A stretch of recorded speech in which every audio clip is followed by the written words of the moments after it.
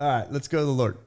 Heavenly Father, we thank you for this time, Father. We thank you for sitting with us. Father, we ask that you sit with John. Father, he's able to open up. Father, he's able to tell his story that will save a soul. Father, that many people will hear this and, Father, share with somebody else that needs the help. Father, we ask that you sit with us and you walk with us. In your name, amen. Let's go to Amen. Welcome to Recovery Unfiltered podcast featuring the tall and obnoxious Larry Shepard and Rob Thomas, also known as Rob Don. He may or may not be tall enough to ride the big roller coasters. Today's special guest, John Kay from Oakdale. Also joining in today's show is the woman who keeps Larry in check, the beautiful Katie. Hi, John. Hey, everybody. Hey, it's funny, hey, John. John will appreciate this. Here, one there. There you go. There. Anyway, what's the first thing when people come in the rooms? They're all, oh, you're getting dinged. Oh my God, I can't work like this. Sponsored by fucking chaos. So Johnny, we even prayed. That's awesome. It's all right. It'll work out. So when people come in the rooms, right? They can stay on a little bit, month or two. What's the first thing that comes back? What's the first thing that fuck? Here we go. I think. You know what I think? You know what I think? No, I don't. I don't care. Shouldn't. You're 2 months sober. Shut up. The cotton should still be in your mouth and out of your ears. Just listen. Their opinion is their opinion comes back. I never heard that one time coming into the rooms. You know what I think? I probably should have been told that a lot. Yeah. I don't know. Yeah. So, John, you're back. Tell us, we're going to go back to the story that we originally, we recorded with John 2 weeks ago, right? And when I listened to it, John's got a hell of a story, right? And he did it, but when he told it, he struggled a little bit, right? So when I sent it to John in a text, I go, hey, John, take a listen to this and tell me what you think. John goes, I sound like an idiot. I'm like, no, you don't sound like an idiot. He was just, he was all over the place. And it was just like, Rob and I both know, he's got a better story. And I want to make sure that we get his story correctly, right? And I think it does him justice. It does our listeners justice. It just did a lot more. And John, you might have heard the last podcast, and I had shared, because I heard you share at Escalon. I heard you share it at Oakdale, your story. And through the means, but you were more linear then. Everything was really chronological, which I think is what we missed in this one. You're back forth, which happens sometimes. Yeah. So now we're relaxed. We can just hear it. I just kept adding things that I kept forgetting before. Yeah, because it's one of my favorite stories because of I Love the Bullet, and how God, and how many years later that comes back around to an answered prayer. Never the way. That's the one thing my daughter asked me. She goes, Dad, how come when God answers prayers, and he does, it's never, and she says never. We don't like to use absolutes in the house. Not always, never, ever. We don't, because it's never the way I expected. I said, and it never will be. It never should be. For me, it's always been, I see it coming. Okay, I see where we're going to land over here, and then I'm over here. Oh, thank you, God. I didn't even know that was possible, one. Didn't even know that's exactly what I wanted, two. Because you get out of the way, but he never answers it that way. Then I always think about you walking in the room or not walking. When you came in, the first time I saw you back, in the chair, grateful. Because now all you do is got time to go to meetings. You were glad. I don't know how you were grateful that God answered the prayer that way, but you were, and I understand now. So, John, talk to us again. Let's start this from the beginning. Let's work through this. If I can, Rob said that, and I don't know how many people have said this. Coincidences are God's way of staying anonymous. Yes. I love that. And then when someone helps you, that's God's answering your prayer through somebody else. Yes. Absolutely. I love that. And we have a God of hindsight, right? Yes, for sure. In the moment when we're knee deep in it, in our own self, you can't see it. Then once you get clear of, that moment, this too shall pass, you look back, oh shit, you were. It's like the footprints in the sand home. Oh shit, you were there the whole time. Right. Didn't even see that. Yeah, those are very important things to remember, right? That we ain't walking through this thing alone, right? Unless we choose to. For sure, right? If we choose to, then guess what? There you go. Yeah. Go, enjoy that. I'm going to go enjoy my peace. You go ahead and enjoy that misery that you want to live in. I mean, we know those guys. We see them all the time, right? God bless them. Right? So, John, take us off. You want me to start from the beginning? Well, I'm going to tell you right now, I ain't going to tell you what to do, right? You do, here's the thing about it. You have a great story, right? Tell the story if you're in front of in a meeting, right? Say it the same way, right?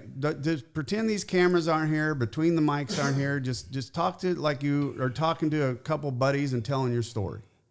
So that's the best way to go about it. Okay, I was a jock in high school and I never drank. I might have had a couple of sips with my buddies, and that was it. Had the opportunity when I was 17. I was actually serving mass, supposed to serve mass on Sunday morning. And can I ask? I wanted to ask this last time, but I forgot to. And I want before we get deep in it, did you ever get Father Nelson? I was gonna bring that up, Rob. Come on, only the wrestlers are gonna pick that one up. You got the half Nelson, the full Nelson, and the Father Nelson jerking the hips back and forth. So that never happened? No, I never got Father Nelson. Okay, well, God bless you. So I was going to serve and wound up, had an opportunity with my older brother's friends, and being in high school and they were out, it was kind of fun. We were out hunting and squirrel shooting, and I was reloading my magazines, and one of the guy's guns was across the back seat of a Volkswagen, and it went off, shot in my neck between my jugular and carotid, and ricocheted back and forth and wound up going through my lung into my back, about 1.5 inches from my spine. And I was rushed to the hospital. 17 years old. 17 years old, had my first angiogram. Well, my only angiogram, and they were checking for leaks, and the doctor said, "You're a miracle," because how close those veins were and the way the gun was pointed. And, that was my first miracle that I'd heard. So was spent a week in the hospital with a chest tube, reinflating my lung, and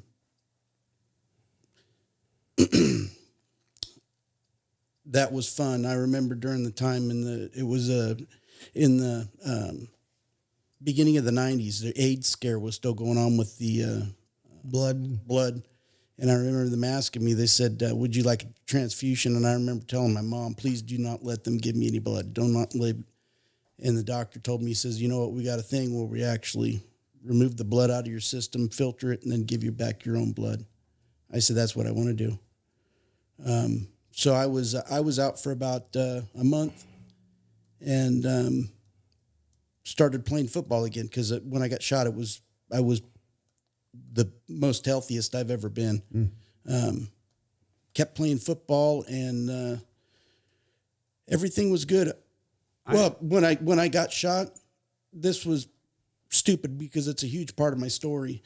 I had my first personal beer, and it was Mickey's Big Mouth. I'll never forget that. Hey, that ain't bad. No. Beer. You know, I'm not a beer guy, but that ain't bad. I was 17 with older guys, with the boys. Thought, man, that was great. Oh yeah.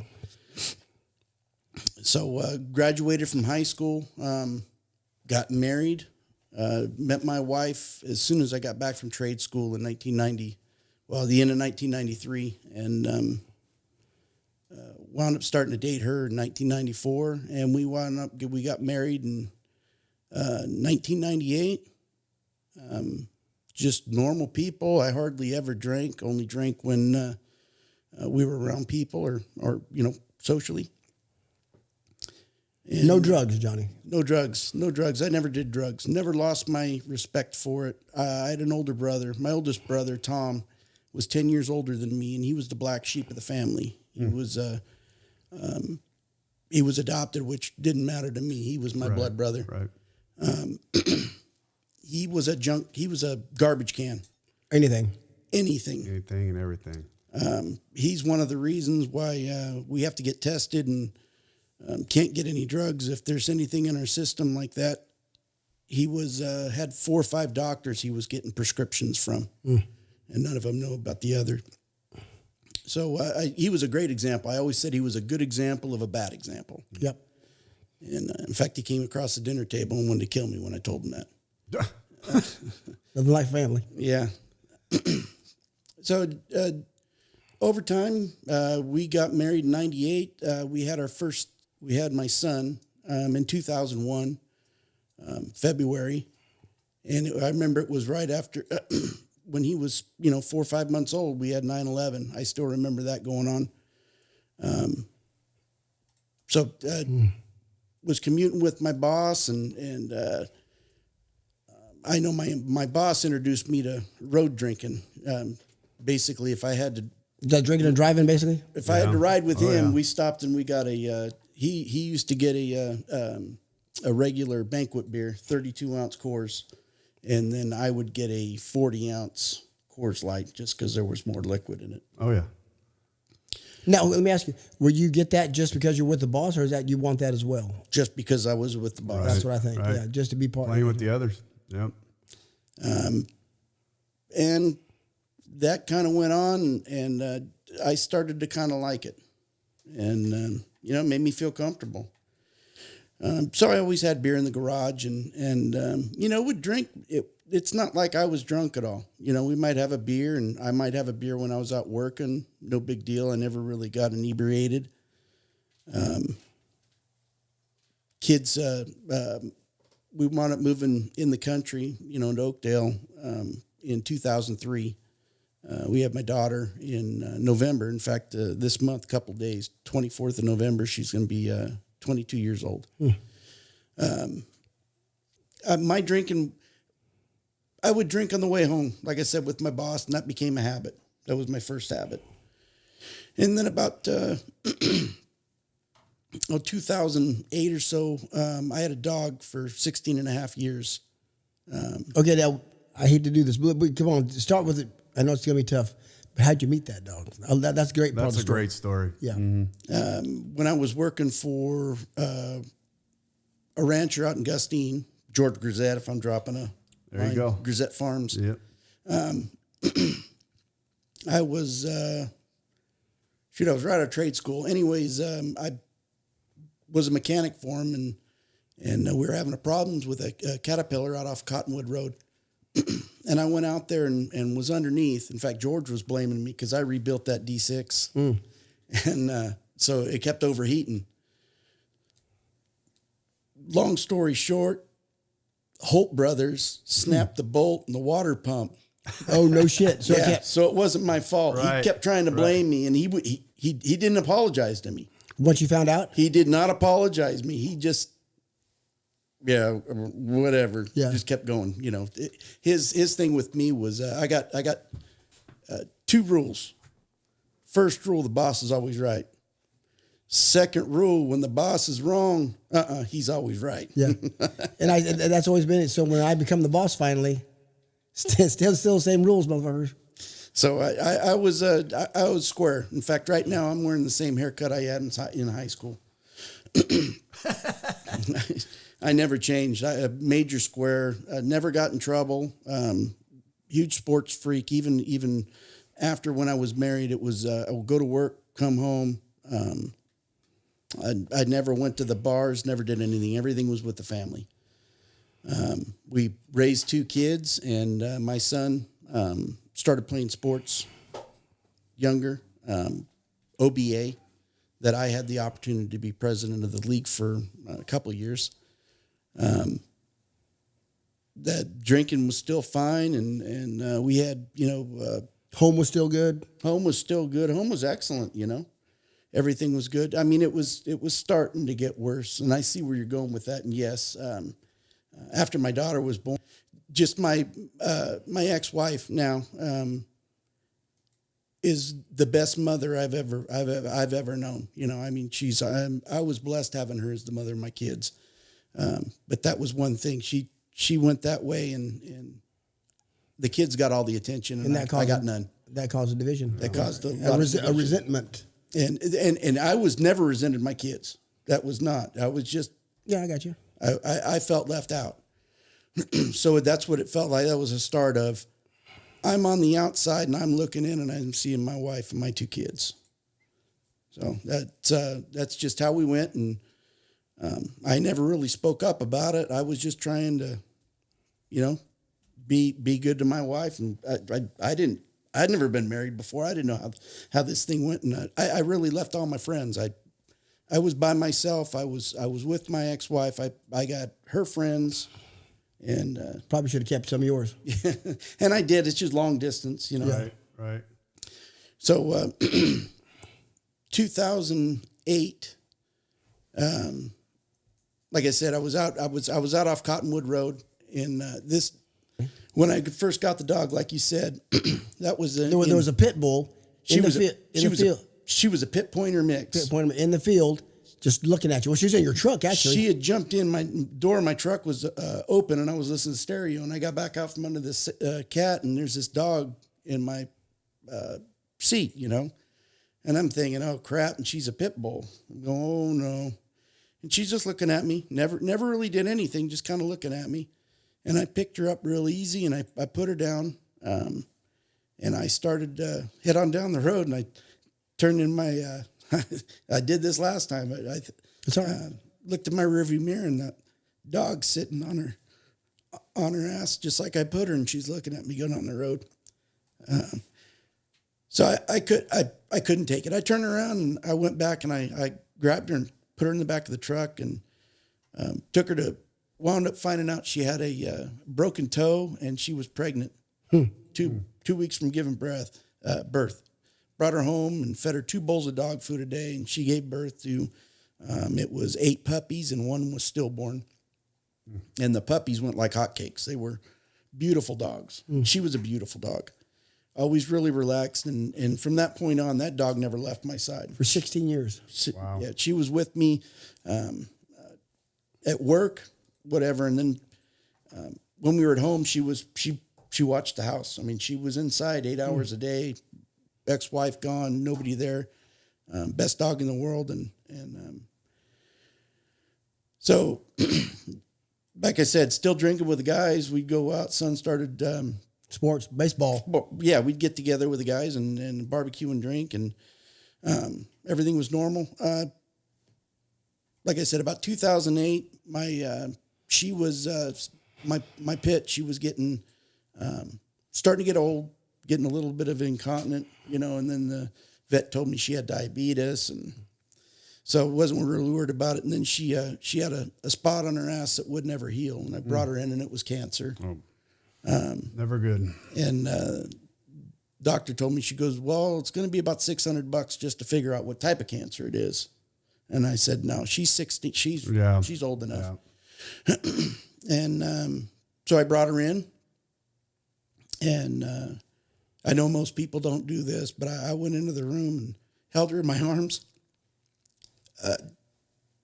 put her down, and it was so, oh God, just the relaxation she had when she took her last breath. Oh my God. So, leading up to that point, the week before I brought her in, I had asked my ex-wife, take the kids. She had something planned. Take the kids and go up to Oregon.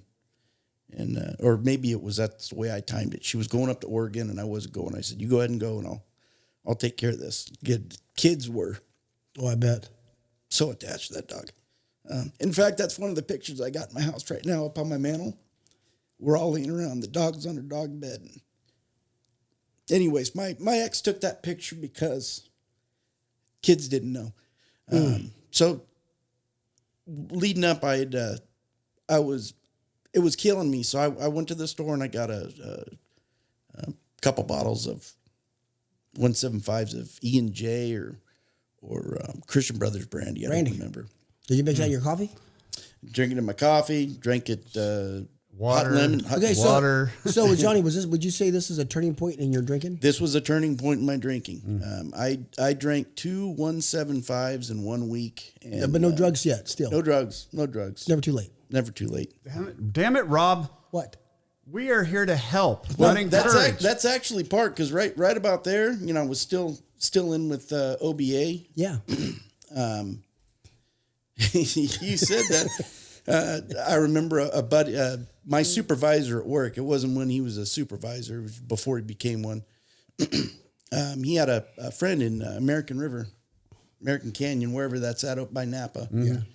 And he used to, I asked him about it, and he goes, hey, I'll bring you in something. And he brought me something called Blueberry Kush.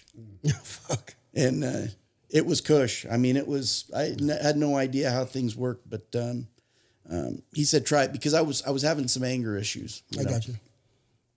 And A little bit of THC go a long way. well, yeah, I tried that, and then How'd that work for you? being a shade tree cook or chef, I started making a little recipe. So it was usually one hit, one hit on the pipe. That's how we do it right shot. there. A beer and a couple of shots. You know, Better, I got a little chaser, better living through chemistry. Attaboy. and it worked. I mean, nice full body high, no head high or anything like that. And but yes, that was a turning point. And for some reason, I always had a bottle and started.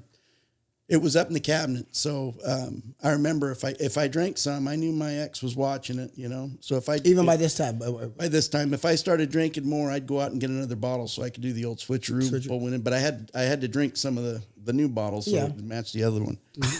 Dude, the shit we do. It's just insane the shit we work out. The work we put how in. we work through the technology of hiding our drinking is incredible. But just to, I mean, we're still drinking. We're not hiding it, but we're not drinking as much as you think we are. Right. You know, and this is how we're going to hide it. And that doesn't bother us, right? I was hiding it even when I was Perfectly normal. I was hiding it even when Katie knew I was going to rehab the next day. I was still hiding it. Yeah. What are you doing, Dudson? You should have seen. We wanted to get like a refrigerator or a freezer for the garage, and she was mentioning it. And the first thing I thought of was, shit, a place to put my beer. You know, yeah, let's put it out in the garage. Hell yeah. Then I started noticing after time she would say, "Hey, how much you drinking?" And I said, "What, are you counting my cans?" She says, "No." Anyways, when we moved out in the country, I had a shop, so. That refrigerator, actually, I got another refrigerator. That one she used, it was still in the garage, and I had my own refrigerator in the shop. Damn right. Always kept it full. 230 packs. Stay out. Yeah. And in my cabinet, I always had a 750, and I wouldn't drink that all the time, but it was there, you know. Sometimes I would drink a little bit more. You got to have something so you can get there on a short run if you need it. Always have a stash. So at that point, I believe I was still driving back and forth with my boss, and we were drinking. He lived in Salidas. We drop off there and magically had a couple of roadies from there to Oakdale, and got another job, same field division, but I went into hydroelectric power. I was a hydroelectric plant mechanic instead of a heavy equipment mechanic. How did you come across it? We talked about that last time. How did you go from heavy equipment into that field? That's interesting. Well, my boss, I pretty much ran our shop, and I can't remember how many pieces of equipment we had. Cranes. I took care of a 65-foot yacht out in the Delta. Oh, wow. Okay. It's a floating laboratory. Right. So a lot of different. What do you mean by floating laboratory? You're not for Come drugs. on. No. They used to. It's all.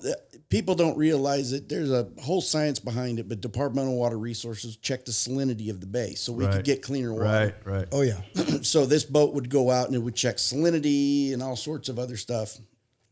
And there was some, Sassoon salinity control was a gate structure that was out there, and I don't understand it, but they closed the gates and blah blah blah. Fresh water is lighter than seawater, correct? Yeah. So when it hits it, it's basically like a wall that runs, and then we try to pump as much as we can. Gotcha. Off the subject of drinking, so I was into heavy equipment mechanic, and humbly, I had a very good track record. So I was out at the fuel pumps, and the superintendent of maintenance was out there, and he looked at me and he said, "Hey, John," he goes, "Why aren't you coming over to us?" And I said, "I can't do that, Jim. I don't know what those guys know." And he goes, "John, it don't take much to shine over there." He goes, "These guys are a bunch of knuckle draggers." And I had no idea because, heavy equipment technology was coming in, GPS and everything else. Everything. Staying up with technology. Oh yeah. Well, I went ahead and took the test, and I got a 97 on the test. And if you looked at the PHEP, which is pre-hydroelectric plant.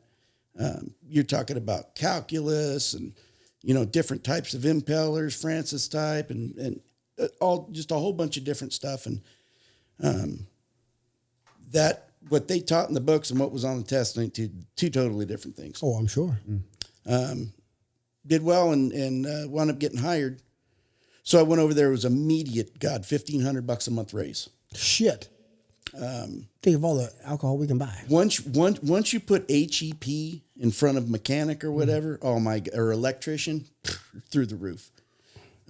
So got to work around a lot of that stuff, and drinking kept going, with the money, I had a sense of relaxation just because more money was coming in. One less thing to worry more about. Comfortable. We weren't worried about anything. So it made it real easy just to drive home, relax, and I always had something in my that I'd bought. When I quit driving with my riding with my boss, my drinking kind of stayed the same, and then drinking at home got a little bit worse. I was drinking. It started to become a hitch between me and my ex-wife. Gotcha. Well, by that time, she was asking, "Hey, how much have you?" Right. That's their way of saying, "Motherfucker, you're drinking too much." Yeah. And we notice it, but we don't want to piss you off. Well, so we're coming this route. And I didn't notice that my drinking was getting heavier and heavier. I didn't. Right. I just natural. It was just natural. We were just drinking. Right. I didn't pick up on it. I really didn't. Damn. So she was real easy with me at first. It's like, John, come on, So I worked on it back and forth, and so I stopped at Sunset Liquors on Grant Line Road in Tracy, and I graduated from a 40-ounce Coors Light to a half pint of Jim Beam. But isn't it funny how we remember when we did that? I can actually remember when I graduated, when I realized that my beer was no longer working, and I needed something more. You got to supplement. Right, I had to supplement. Yeah. My beer was no longer working. See, I always drank whiskey, so when I got done with the powdered accelerants, when I had my missing counter of the drug test at work, and that the dry goods had to stop, unfortunately. The dry goods. That's even funnier. I didn't have to change brands or nothing. I just drank more. Right. And I didn't realize, like you said, how much more I was drinking. I didn't. I did not realize that my drinking, because I didn't feel like my actions had changed. Well, that's what my wife says when we sat down. She goes, "Well, I've never seen you drunk." When I told her I'm an alcoholic, I'm going to Maynard. I need some help. And you don't beat the kids, don't kick the dog, always go to work. Right. I've never really seen you drunk. I mean, I mumble like a Portuguese, always have. So that's a help right there. But the notice is, a fifth a night. Right. That's a lot of whiskey. Yep. Yes, it catches up. And like you said, I wasn't a bad husband. All I did. Well, I take that back. I was a bad husband. Well, I was just absentee father, absentee husband. My wife had to do, did all the stuff with the kids. I would just go to work, come home, sleep, drink, sleep. But we thought we were being good. Well, there was, like Brad would always say, the water don't get through the roof. There's a roof over your head. There's always food on the table, that kind of stuff. And I come home every night. Yeah, that's not a good husband. That's and I maintain a job. Yeah. So what's wrong with that? No. Right. So, and she got to the point where, I'd spank her ass going through the house, and she started saying, "No, don't do that. Is that all you think about? Going straight from my crotch, whatever." And I just said, "You know what? Okay, I'm done." And there was no fight. It just kind of the distance just kind of went away, and drove a wedge between us a little bit more, and it was that. Then telling her she looked nice, whatever, and it's like blah blah blah. It didn't really mean anything, so I quit complimenting her. So I went a little bit further. I found my new love. So let's go out and Jim Beam. Come on, Johnny. God bless. Whatever. Hey, to each his own. It was cheaper, you know. No, you're right. And it never told you. It never told you no. And to tell you the truth, Jack Daniels always gave me heartburn. Really? Yeah, he just gave me heartburn for some reason. Do you think she was looking elsewhere at that time? I mean, at that period of time, did you think she was looking elsewhere? Did that ever even cross your mind? No, not at all. No. If we're talking about extramarital stuff, right. no. It never even crossed your mind at that point. But was she turned off from you because of your drinking, do you think, at this point? I mean, It might have been, but she never really mentioned it because all she ever had to do was tell me, and I would slow down. Mm-hmm. You know, it always got worse, never better. I would slow down. Things would, we would do things together. But, I remember my son's junior winter formal. We had a whole bunch of parents around, girls' parents and the boys' parents. And me and a guy had barbecued and fed everybody. Afterwards, the adults ate, and I had cooked a salmon, lemon, capers, dill, garlic. All out. That's it. All out. And it was a nice slab, and I'd had it on the barbecue, pulled it out, and was getting great compliments from guys. One guy was very well-to-do, and he just said, John, I'd rival this with any salmon I ever got. And so it was funny. I was getting praises, and she was sitting next to me, and it was funny. It was just, everything was for show, at least in my eyes. And she just got lovey-dovey and put her arm around me. And I just thought, whoa, it felt weird, because when we were apart, when we got inside, it was, okay, we were only a couple when we were around other people. Yeah, that way, just appearances. Appearances. Okay. And the keeping up with the Joneses, I didn't like any of that crap, So, like I said, that had ended, and I remember her friends, we'd done a party for one of her friends. I was walking back and forth doing things, because all I ever did, I did the labor. Someone asked me to do something, I'd do it. I was walking across the yard towards the garage, and her friend had said, "Boy, John, it sure is getting cold around here." It was 105, I think, that day. But she had said, she goes, "It's getting a little cold around here." Oh, wow. Talking about me now. Right. And at this time, I was not sexually attracted to my ex-wife at all. I was done. I got you. I remember in November, like I said, that was October 31st. It was like November 17th or something. I remember she walked up to me. She goes, "Hey, you want to go into the bedroom? The kids are gone." And I said, "No." I said, I can't handle the blue balls, It's like, I'd get into it, a male. You get into it, things get ready. It's like bringing a guy up to hard and letting him go. Well, that would happen, and I just said, "No, I'm done." And I apologized. I remember because Rob would have brought this up. While you were in the bedroom? No. Yeah, he used to tell me, "Hey, see that circle? Don't get out of that circle. You stay in that circle. Just watch." Sorry, that blended together at the same time. I had to say something. So January 1st, New Year's Day, 2017, I remember I was cooking breakfast, and I'd gone outside and got the trailer all ready to go because, with the kids there, always had to have the trailer heated so we could go out and have some time. Before that, one of the excuses was, well, none of the doors lock around the house. I changed all the locks and the doors. It didn't change anything. So I'd asked her, I said, "Hey, let's go ring in the new year," and had shaved nice and clean, and she said, she goes, "No, I don't feel right." And I said, "Why?" And she said, "Well, what if Riley wakes up?"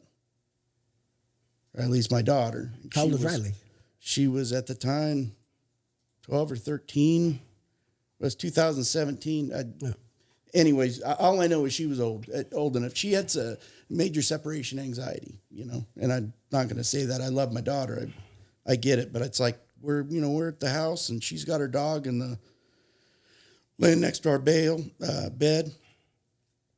Anyways, all right. So that kind of rejection, at some point, to me, it's a dagger in my heart. You know, I'm done. What's a male got? That's my alpha. Right. Take it away from me. I'm done. I'm emasculated.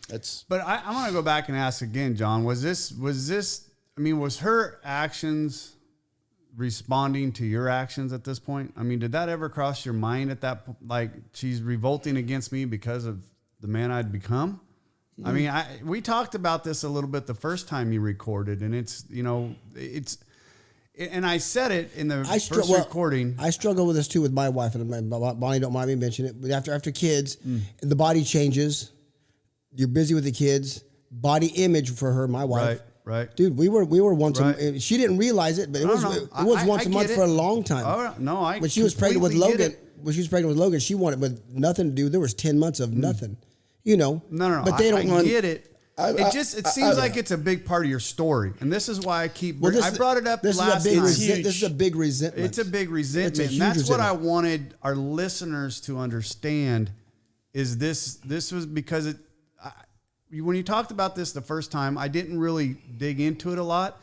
I kind of went away from it, but this is how resentments come up between husbands and wives, and this was a resentment that was growing in you tremendously. And to be fair, and because eventually in his story, as it gets to with his wheelchair and the accident and all that, and how much she has helped, and she has done, now. So we're not painting anybody as a demon here. Right. Absolutely not. Like I said, I dearly love my ex-wife. But it's a big deal. Me and my wife had a few talks about this. Right. Quite a few. And Larry, to talk about, because what John should have done, in my opinion, I mean, Bonnie talked about this today. In 2017, this happened. I became foreman at Clements. More money, stuff. And she's like, man, she'd be always talking, because the kids were 12, 13, 14, well, I can't wait for the kids to get to this age. Then I could do this. I can't wait for the kids to do this. Then at this age, we could do this and that. And so I took her to because I had because my weighmaster, who was amazing, same age, and her and my wife are now, they're like Fitbit buddies. But I was getting input outside. He just how to read this. So I was told to go have a conversation. So I took my wife to dinner and say, listen. As she was talking, and during the conversation, I can't wait for Logan and Emily to be here. Then you and I can go. And I said, hey, fuck you. Right. And she looked. We talked about it. It's funny. We were talking about this on the way home from her. She got her mammogram done today, by the way. Anyway. Good for her. Yeah. So anyway, so she brought that up in the big... She stopped and looked at me and I said, no. I said, I'm not good with that. I go, if we wait for our kids to get, because I've sponsored enough men by this time, to that certain age where you and I get to go do X, Y. Right. By the time that happens, we're not going to know who each other are. 100%. And that's how divorce happens. 100%. And I'm not good with that. So we're going to set aside a day, which we decided at that time was Wednesday. That's ours. No matter whether the kids are in the house or not, hey, they know maybe it's a picnic in the living room or something, but that's our time, just us. And when that helped save a lot of that. Right. And like I said, I only brought it up for putting context back into our disease, our resentments, and those things that build in us. You can see that building, and I know that's why John, you went into this a lot in the first time you told the story, and you're kind of digging into it again.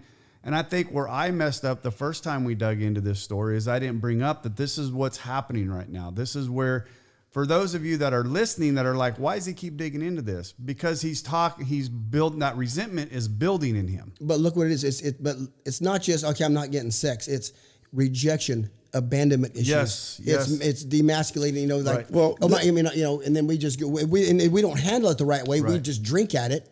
I jumped past probably the most important part. Sorry, it was in between. You're fine. 2012, I had an opportunity to volunteer in Oroville. So sock away a bunch of money. We paid off all our bills. I had enough points to where we, went to Manhattan for a week when my son played in Cooperstown. So I was usually gone, month and 10 days. I was working 6/12s, something like that. That's when you were working remote. I was working remote, living in Chico, and going to Oroville and back. Every once in a while, my boss would say, "Give us a 3-day weekend. Go home, spend time with your wives, do whatever." Right. And at that time, when I came home, sex was hot. It was hot because we hardly ever saw each other. It was lovey-dovey. It was fresh because it was fresh. Right. We were together. Right.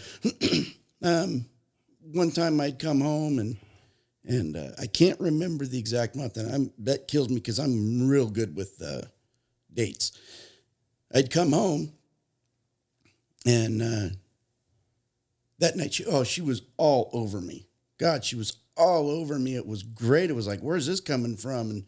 And we got in the bedroom and started going, and I thought to myself, whoa, something don't feel right here.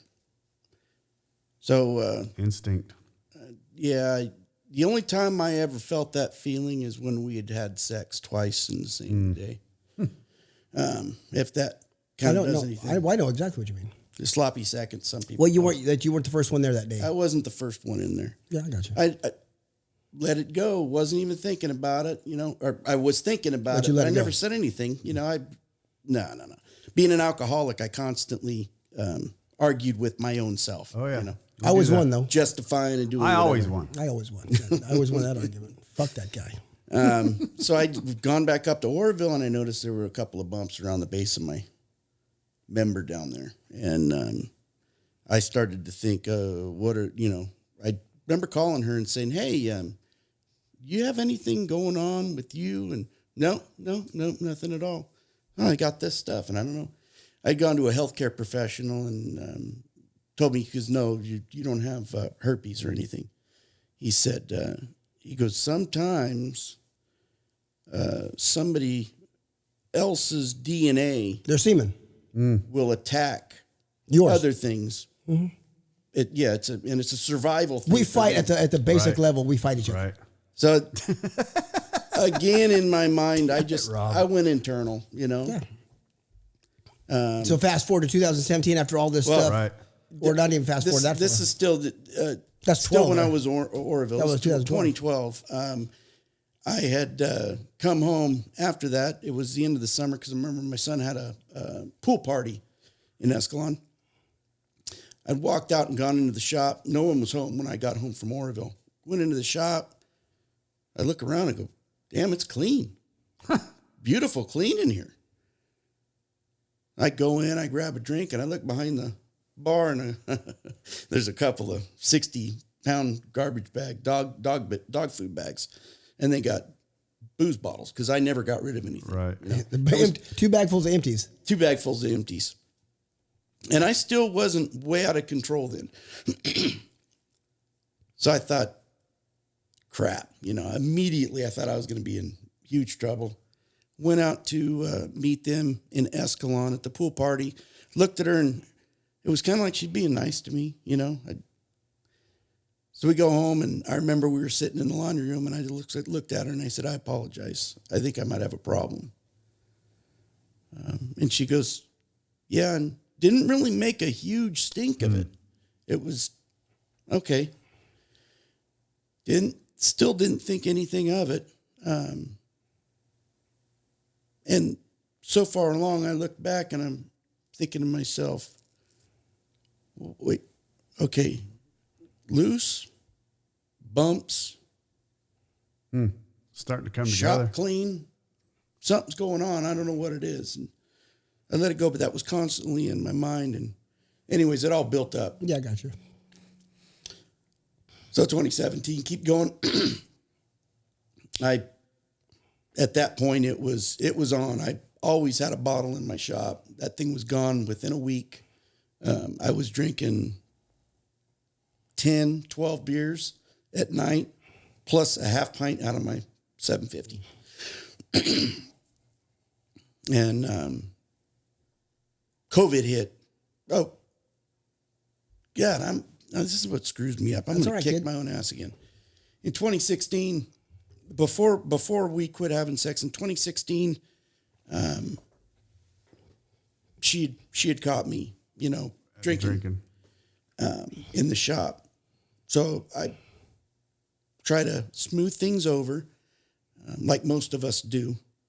I said, you know what? I'll go check out this Alcoholics Anonymous. I know I've heard from it and heard, her. Let's check this out. Yeah. So I wound up going. It was a Wednesday night. I'd kept my mouth shut. Just, you know what it is. It's just kind of like make as little trouble as possible when I'm at home. Went into Wednesday night meeting. I remember Will was chairing. It was an on the beam, off the beam meeting. I didn't know a whole lot about AA, just trying to keep my mouth shut and listening. And Explain that. On the beam, off the beam. on the beam, off the There's beam. a poster in there. Yeah, it's so you've got a beam, and on one side you might have jealousy, and on the other side It's opposite. Okay. It's complete opposites. Gotcha. So it basically tells you sometimes like being selfish. Being selfish all the way to the right, that's a bad thing. Being the other side, it's a little too. But if you're right in the middle, you're basically, Okay. I might be prideful, but I'm prideful in the what I do for work, but not necessarily cocky. Ed started going just a Wednesday, and not just doing my own thing, not saying anything. And is it getting better, or are you just? It's getting better because we aren't talking, and I'm starting to learn. Are you drinking any less or no? No, but you're not drinking anymore. I'm not drinking anymore. But you're still drinking. I'm still drinking, and I had gone in, and one thing that was started happening is I started hearing things that were similar from other people. Hearing your story. I was hearing my story, and I'm wow, and I hear Will talk, and I'm going, okay, well, crap, I kind of fit in. I might be one of these guys. I might be. Right.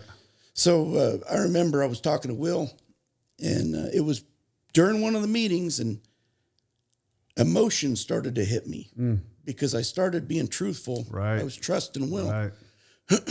And I let it go. And that right there, oh my God, just telling somebody, it made me feel so much cleaner. Telling somebody what, that you're an alcoholic?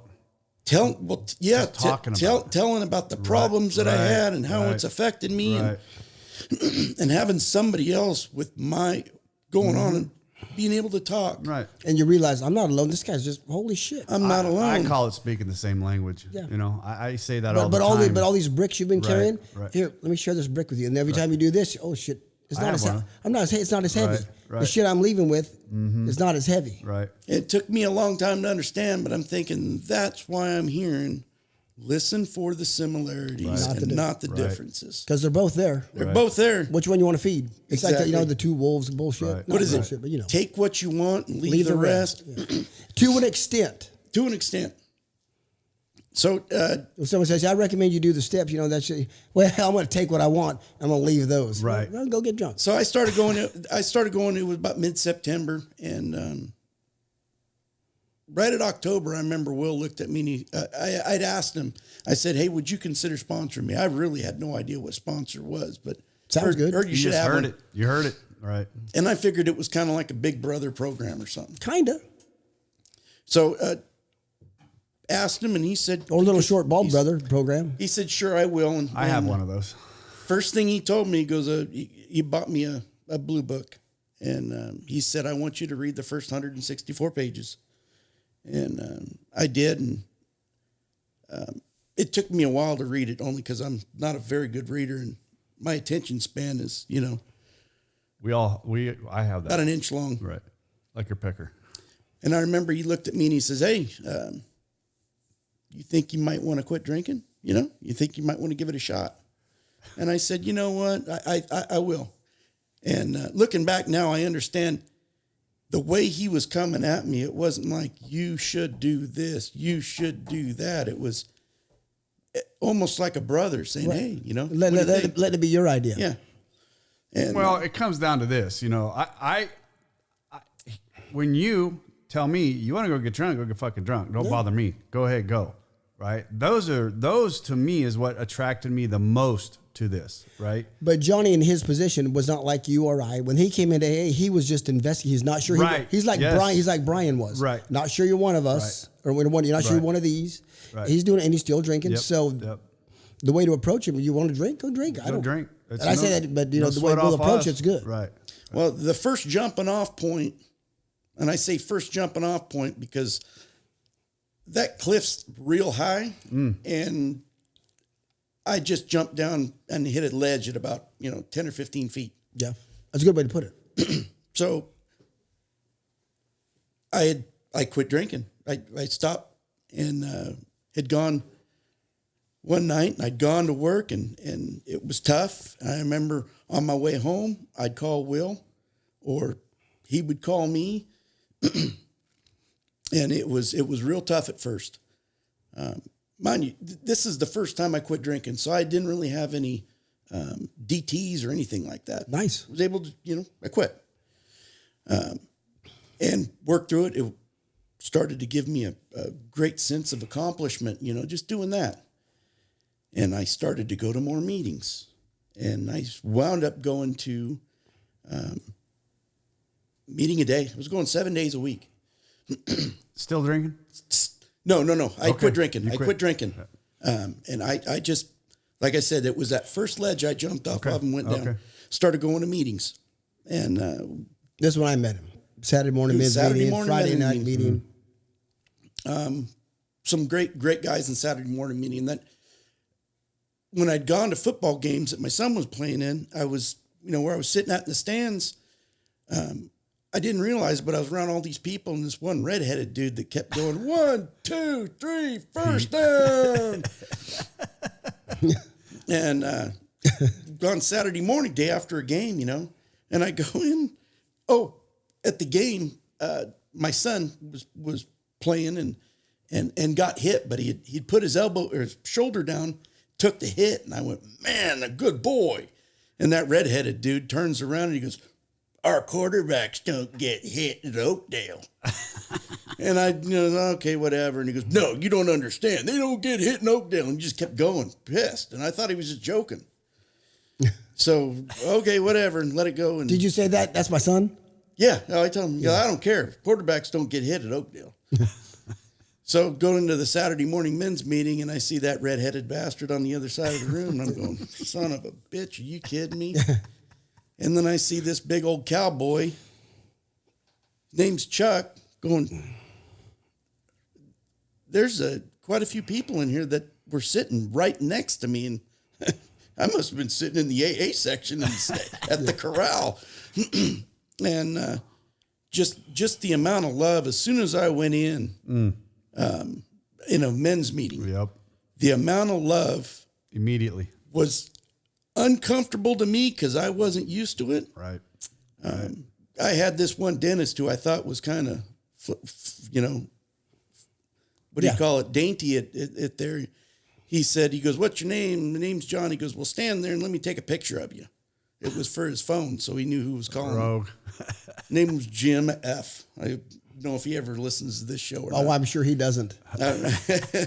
We pray. That means he'll shut up. Oh, yeah. He might, though.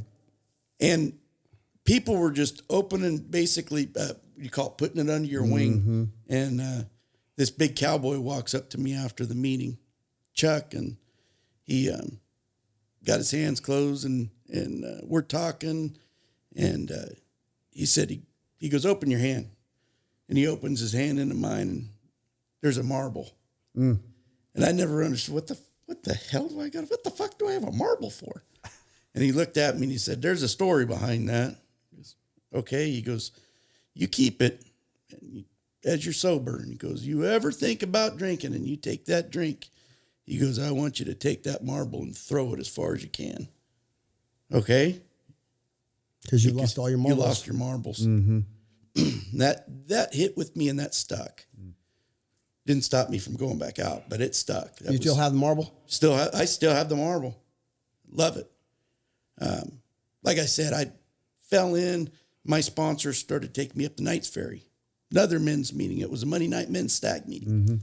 And it just being around men with that much intimacy. Right. Being able to share secrets with them, and what's said in those rooms Don't go nowhere. stays in those rooms.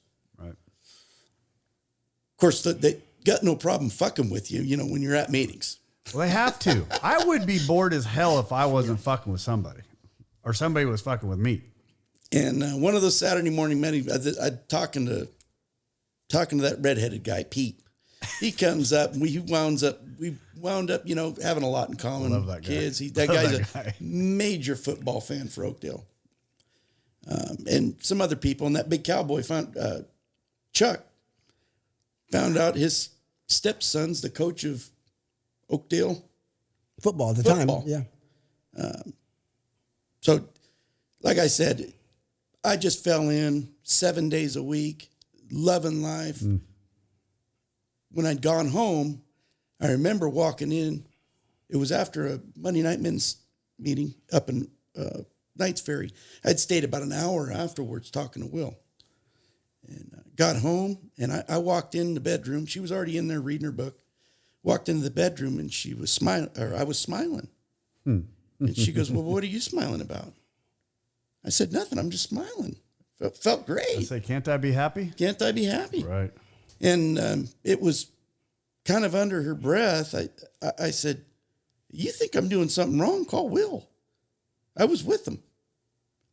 She knows Will this time? Huh? And she knows who Will is at this time? Yeah, well, she's never met Will, but she's kind of heard about him. Right. She was still pretty. I wasn't telling her about the program very much. I was probably weren't communicating a whole lot. we weren't communicating, Right. and I was shutting my mouth, trying to Do the work. show her that I was getting better. Right. Right. And There's a difference between going into a rehab and just, you know, I've said this all along. You guys that got in sober through just going through AA, that's impressive to me. I don't know if I could have. I don't know. I don't know. I went the route. I went the route I went, and it worked. So I went the route Thank I went, you, and I Jesus. met Chris, who introduced me to Jay, who introduced me to Rob, who introduced me to everybody else. And I mean, just the way that everything collapsed. but God used the path that we took, Right. and the people in that path, Right. and God used the path that He took, Right. and the people in His path. Yeah, So it's just for the path, sure. the path For we sure. choose to take. God will Right. bless the path. Right. Just get on the motherfucker. Right. yeah, and True fact. the way I got sucked in was, I remember Will was telling me, he goes, John, there's actually 3 meetings. Before There's the yeah. meeting, the fourth meeting, you got the meeting, and then the meeting after the meeting. And I never understood him at first. Oh my God, is he right? Things are said, you know, Right. you say what you say in the meeting, and you know what? You always leave and you go, son of a bitch, I wish I could have. But and to this point, when Larry sent me the first podcast we did with you, and he sent it to me, and then he goes, I think we're gonna. I go, well, send it to John, see what he thinks. Right.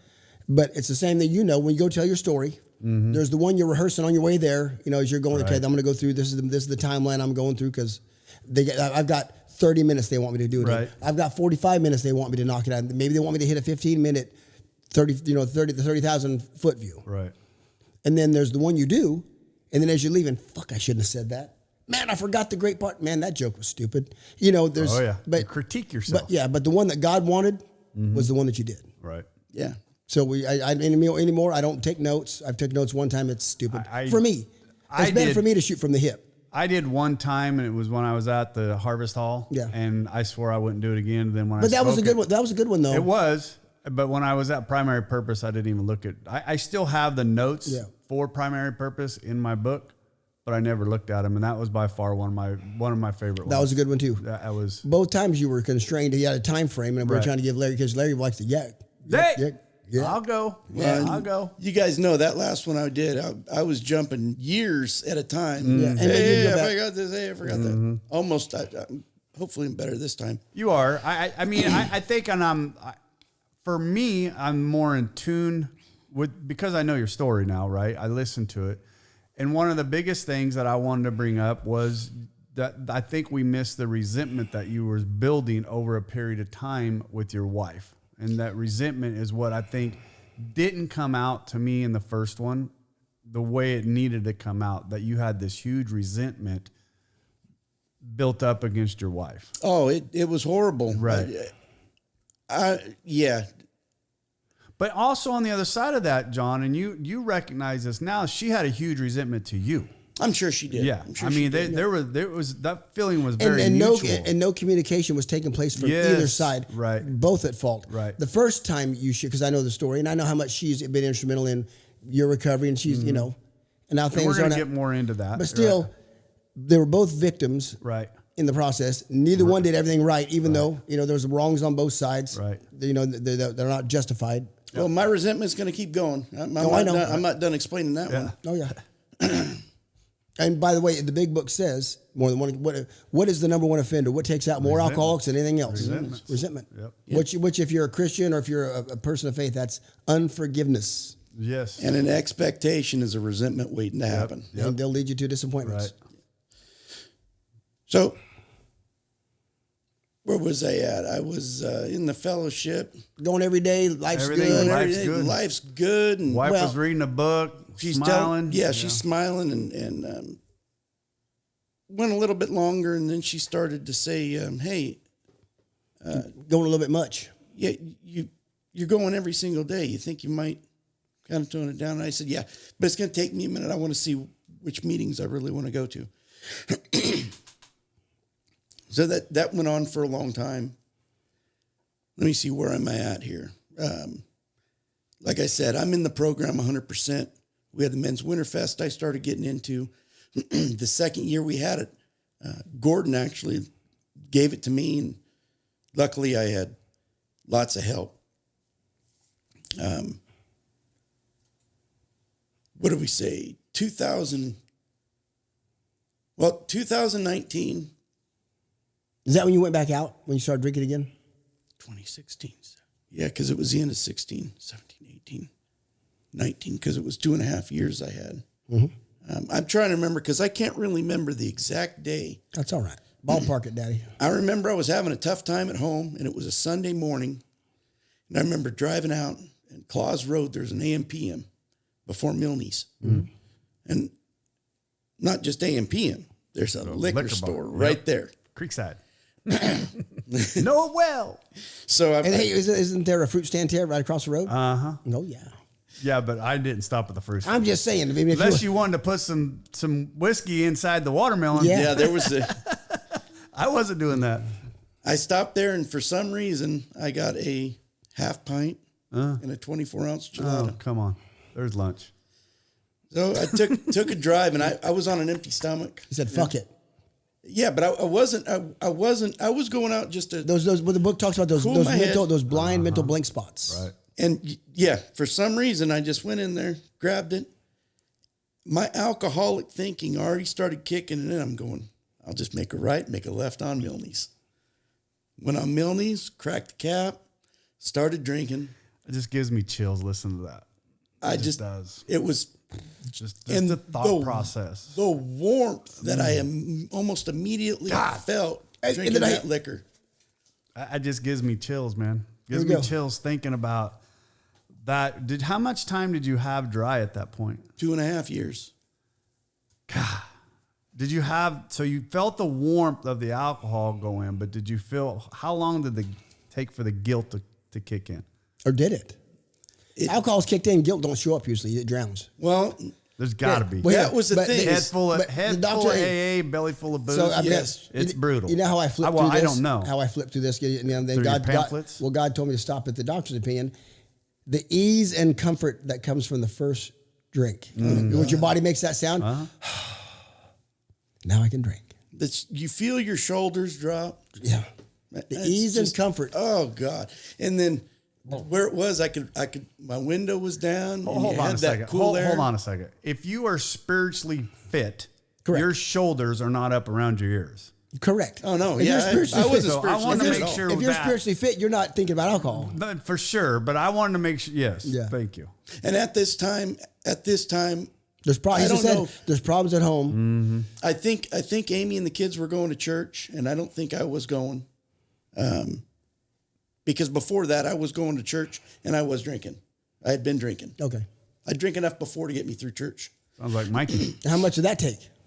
And that was before I quit the first time. Huh? Hey, well, how much did it take you to get through church? How much drinking? A good buzz. A couple, 3 beers and a shot or two. My grandmother used to, because we'd go, she'd come up at church and we usually kiss, but rarely did she kiss me on the mouth. Always at church. You know, because she wanted to smell. Checking. And I did not disappoint, I'm sure. Jack Daniels on the breath, Grandma. God bless. Yeah, I'm sure it was her prayers that finally broke me. I guarantee it was. So, yeah. Funny, Johnny. And I wish I could remember all the things that I saw her do. But like I said, at that point, I was driving. It was Sunday morning. Windows down. Windows down. I just felt great. Everybody knows what Milne's, if it keeps going, I think it's Workman Road that it turns into. Went down, and as soon as I made that corner, I thought, okay, I'm done. Chucked the bottle. And now the chilada comes. No, chilada's in between. Oh, I used to drink. It was usually a shot, and then I 2 or 3 drinks of my chilada. Oh yeah, I just kept. That was so muscle memory beautiful that I used to see people going into a bar. You'd have a shot and a beer. Do a shot. They called that a bud jack up and a bud back or something like that. I know. Yeah. A waste of people. A waste is what I call that shit. I know a lot of people that would order chase with a second shot. Order a Budweiser with the jack. Or just order a double. Jack. Yeah. So being an alcoholic, I didn't even think about it. It was implanted. I said bread. It's implanted into my go there and anyways I'd get back, and I can't remember if there was family at the house or what. I think there was family at the house, and I got back. I felt great. Breakfast was made. Right. Ate like a king. I think I fell on the couch and passed out. And fell asleep. Nobody knew. Nobody knew. Right. You got the protein coma, they think. And that started, and so I was still kind of going to AA at that time, sneaking them in, and it kind of got me, and that's where the guilt set in. And I was going 2 or 3 times because a belly full of booze and a head full of AA. It fucks up your drinking. And I'd hear voices that pissed me off. Our voices in the rooms, the fellowship voices. Yes. The resentment to AA is building. Well, let me just. Not even it was a guilt that you could hear fucking Pete's voice, huh? Yeah, you drinking, Johnny? Huh? How's that working for you? Pete listens to this. He's gonna be flipping off the speaker. When you talk about the redhead talk, I knew who exactly you're talking about. I love that guy. He had some great advice when I got sober. Love you, Pete. So I quit going. I quit going to meetings, and I just started to drink again, and that was like mid 2019. I was drinking easy. I hadn't really got into my alcohol. Well, for most people's alcohol, it wasn't to where I was before. Yet, and there's always yets. Always. 2020 comes around, and COVID's hot and heavy. Yes. And I'm driving back and forth to work, got my sheet of paper that the governor gave us saying I could be on the road, and wasn't worried about getting pulled over. Sheriff shows up at my house, tells my son, and it's, you John it'll know. That went on, and told my son that they'd found my oldest brother, deceased in Walnut Creek. My son brought that paper over to my mom's, and I wound up going home to my house, I think drinking a little bit in the garage or in the shop, and then taking off to my mom's house. And her and my brother, and we go through and talk about it a little bit. The next day, we drove out to get papers and stuff out of his apartment. And come to find out, they removed the body the day before. And there was, it's unfiltered. There was juice all over the ground, and maggots. He'd been there a minute. He'd been there a little while. Last time he saw him was May 4th, and they found him May 26th. Okay. 2 days after my birthday. So we did all that. That's really starting to sink into me. Normally, death doesn't bother me.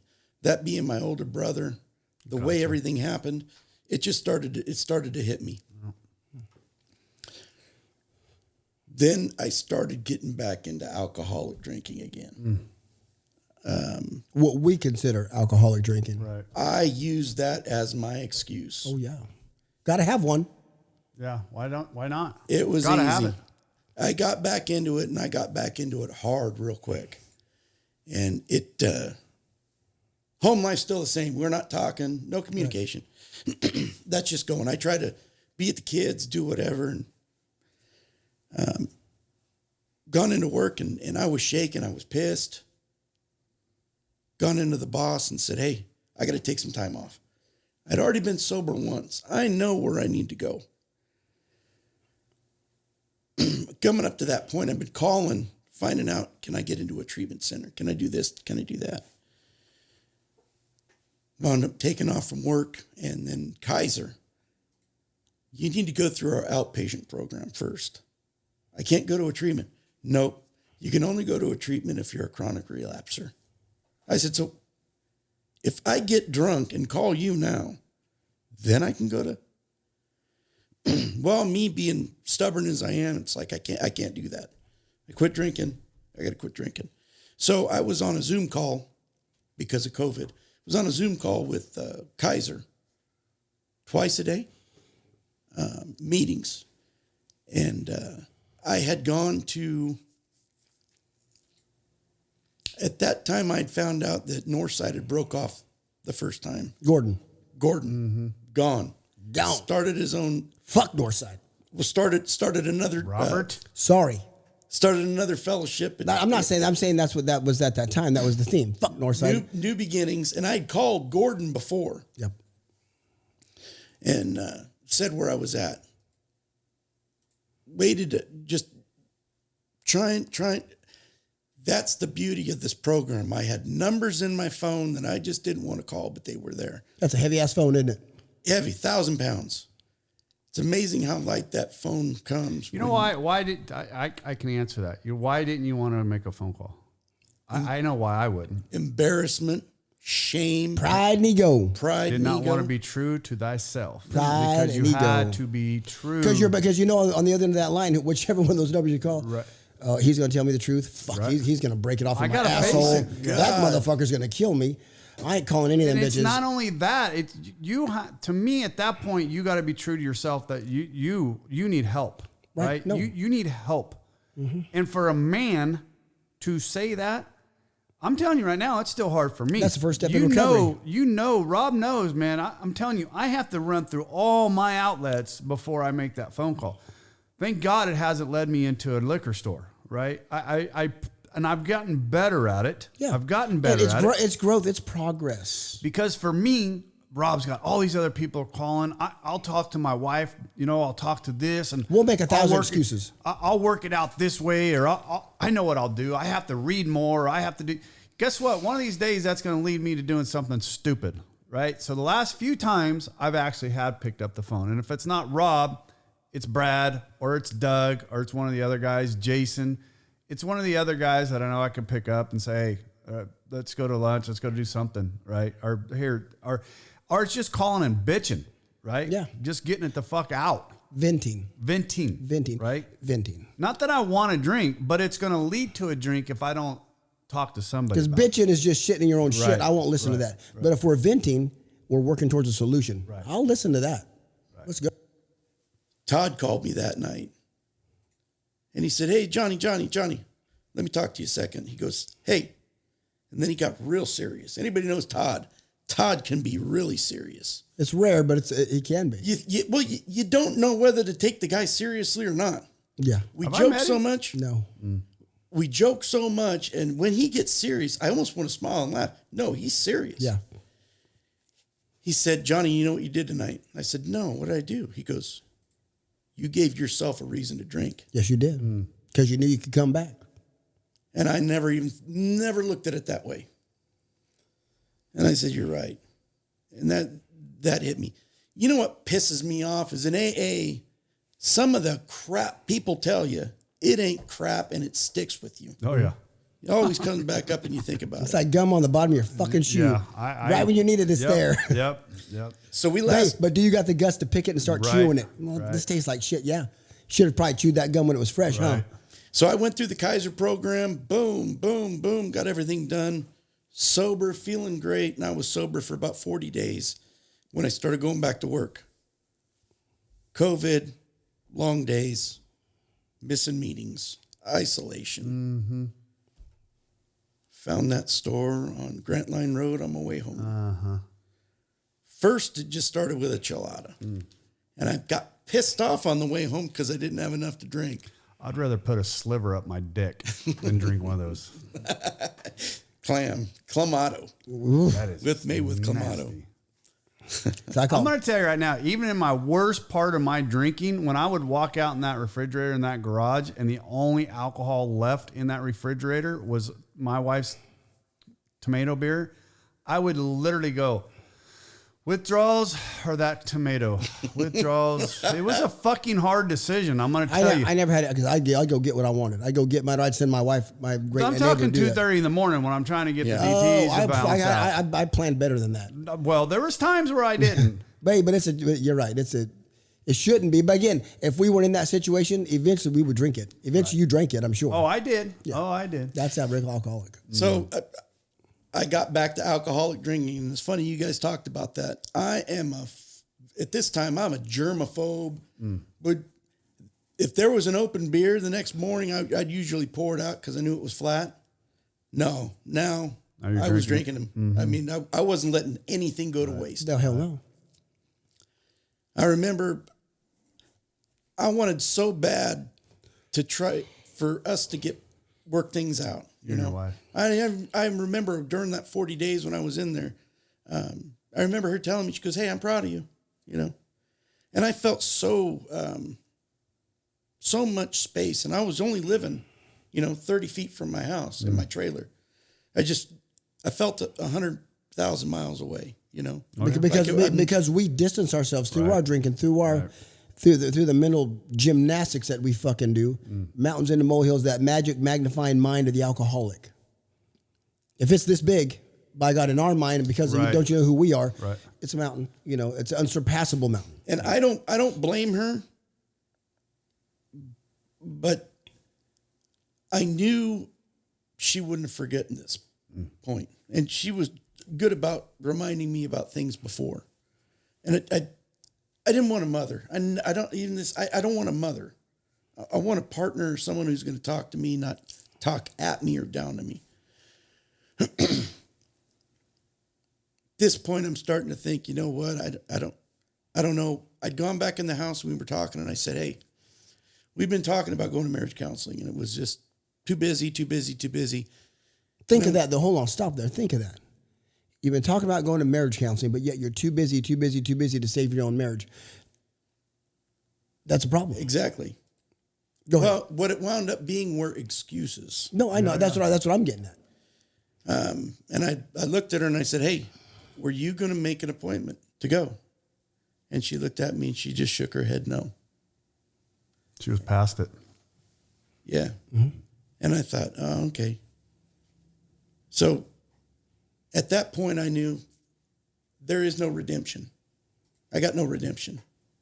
I'm done. So she was at work, and I remember I was calling her. I was drunk again. Say that again. Drunk again. I was drunk again in my trailer. I called her, and I said, "Hey," I said, "we're not happy. Neither one of us are happy. You're never going to be happy with me again. And I'm probably never going to be happy with what's going on ever again." And I said, "We're always going to come back up." I said, "You need to divorce me, please. Just divorce me." I'm looking at it and I'm thinking, why didn't I do it myself? Well, I'm too drunk to drive over there to do it. She actually stopped on her way home for the people, or are the people. We the people. We the people. And she filed.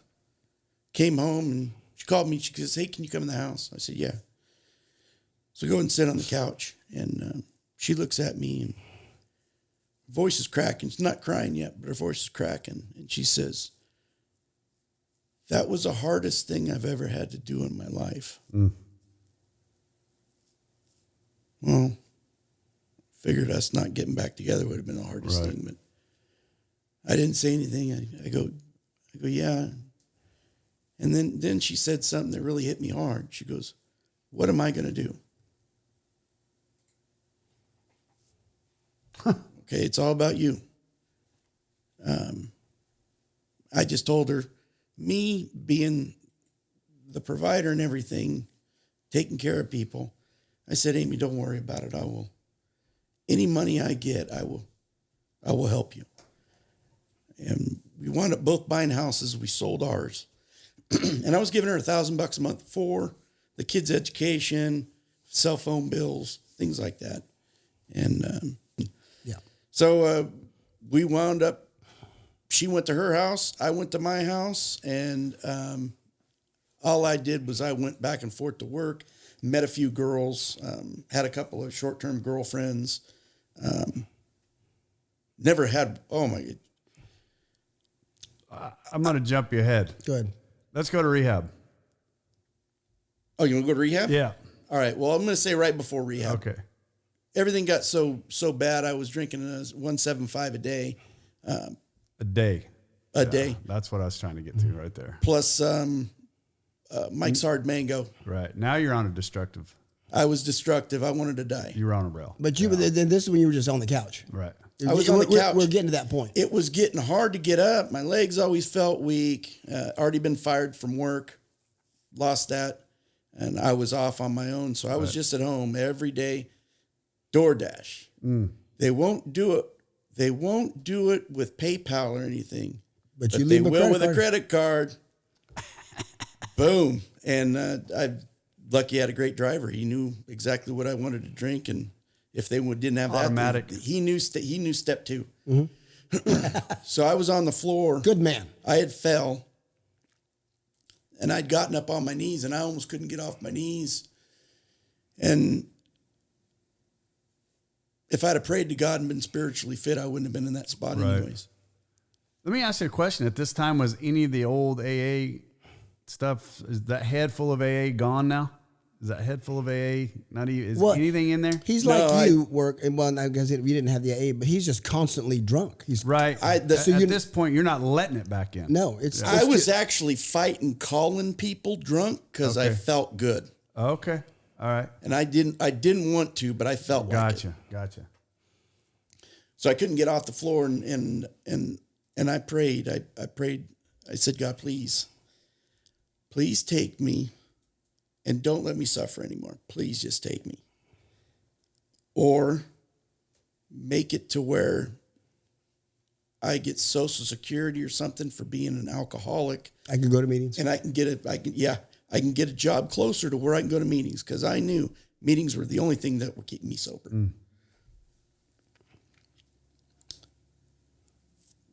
Month later, I was on the couch, and I couldn't get off the couch. My daughter had been coming over helping me off the floor because I was tripping and falling.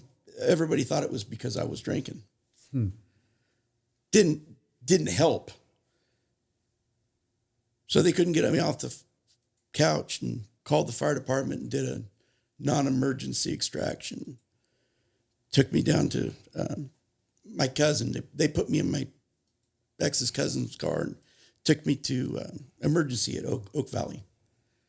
And I was there going through and talking about, having a conversation, Spent the night there, went home, was on my couch the couch at my ex-wife's house. Never went home. And I'm sitting there and didn't really know what was going on. My sister had come over. And I thought, oh, I know, because I got brothers and sisters that are alcoholics and already had interventions. And I looked at her and I said, are you here for an intervention? And she looked at me and she goes, why would you say that? I said, come on, Sharon. At that point, need one. At that point, You were ready, I think. I felt like a wild animal that had its leg stuck in a trap and allowed the hunter or whoever to open that up and just let him do it. Didn't growl, didn't do anything. Please help me. And I looked at my sister and I said, let's go pack a bag and go. Said, I don't know where I'm going to go. I don't know what I can afford. My sister said, don't worry, we'll help. I never did. Packed a bag. And when they were over there packing a bag, I was sitting on my ex's couch. And my phone rings and I see caller ID. Todd. I already started to choke up right then. I answered the phone. And he remembers it perfectly, so he'll correct me, I'm sure. I remember him saying something like, uh-oh, something's going on, you're answering the phone. And I said, he said, are you done? And I was crying. I said, Todd, I surrender. I surrender. I remember that term. I remember the paradox of AA at that point. It never left me. Fucking AA destroys your drinking. God, it destroys your drinking. You start to sober up at all, oh my God, get some liquor back in me quick. Right. Yeah. That thought comes back in. And he said, really? I said, dude, I'm done. I'm done. And I said, Todd, I'm going to treatment. He goes, no, where are you going to treatment at? I said, Lakes. And he said, Johnny, I just brought a friend up there a week ago. He goes, his name's Chris. He goes, I want you to look him up when you get there, man. And he goes, I'm coming up to visit you, okay?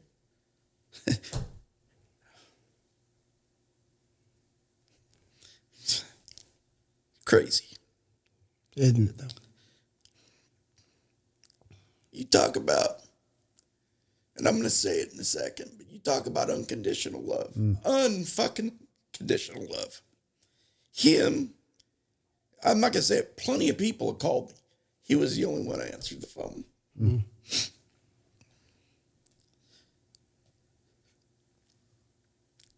I said it in a long time.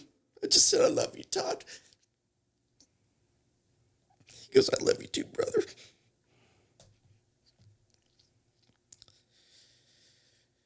So my ex's cousin had gotten a prescription for Librium when I was at the doctor. And save some time, I found out I was 0.5 when I was in the emergency room. No one knew how I was even alive. And I was fine. Yeah, but for the listeners, that's not 0.05. Yeah, No. 0.5. That's 0.5. A half a percent of dead. alcohol. Yeah. So I got one Librium in front of my ex's house and then drove up to the Lakes with my ex's cousin. And I got another Librium in the parking lot. And I couldn't walk. I couldn't get off the couch. I couldn't walk. Still thinking it was because of my drinking. Right.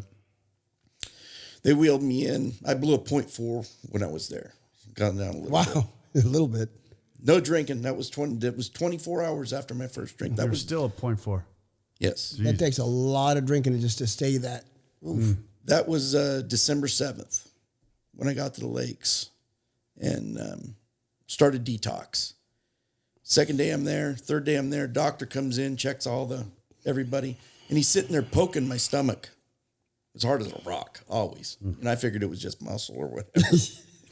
Sure. I had a very good belly, and he goes, sending you up to the hospital. And I didn't know what a paracentesis was.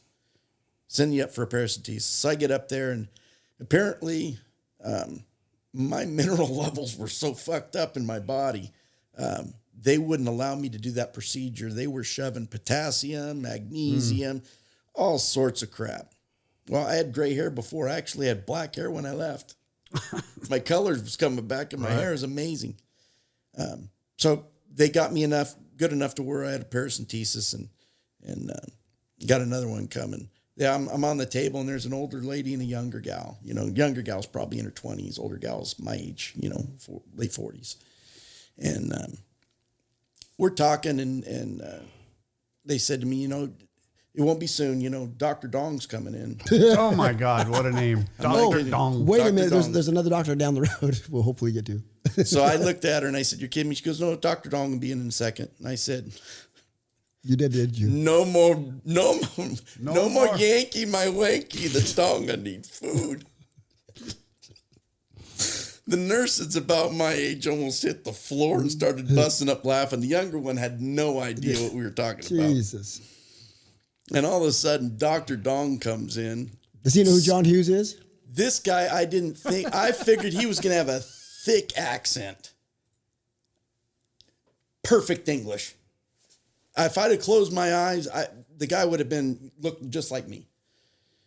Anyways, that was as far as that went. We were kind of snickered. And so he came in and there was about a 6-inch needle, 7-inch needle, whatever. And they put something that looks like one of those things that are door stoppers, Right. catheter. And so he's tapping it like a acupuncture. And you watch, I didn't really feel anything. I had no anesthesia or whatever, local. They went through it and Drain me. Well, when they drained me, I looked at the color, and the color was the same color of my urine. Oh. It was dark. Not dark yellow. It wasn't dark yellow. It was dark. It was dark. Right. And I didn't know. I just figured I was dehydrated. No, you were, but my kidneys and my livers weren't very happy, and they weren't talking to each other very well.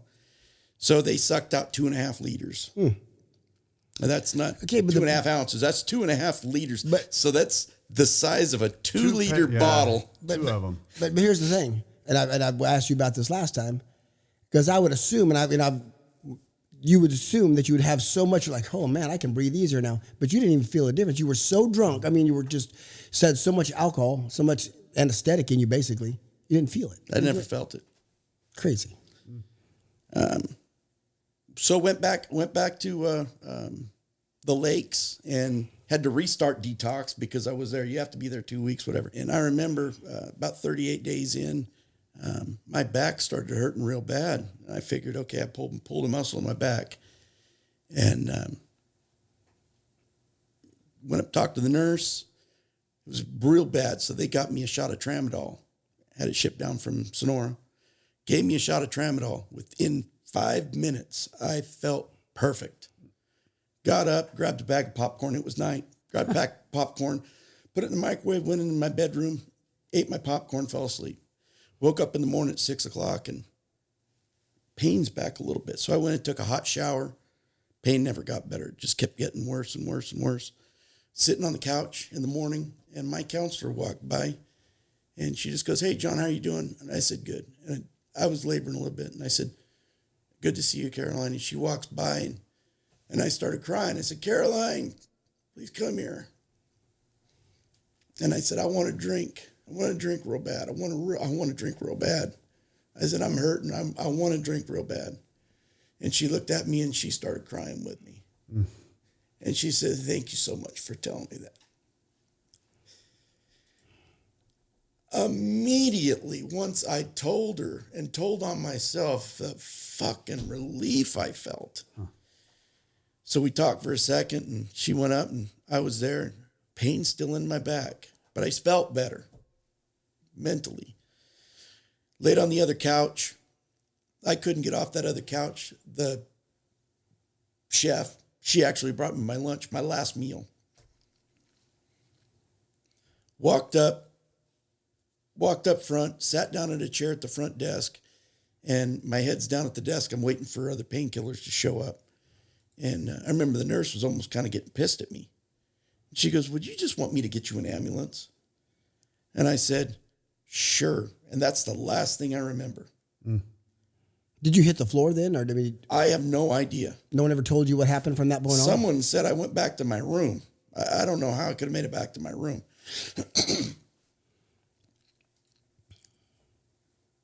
For me, the next thing I remember was waking up in Sacramento with a tube in my throat. How long ago? But in the time frame between that and that? 3 weeks. 3 weeks. You went into a coma.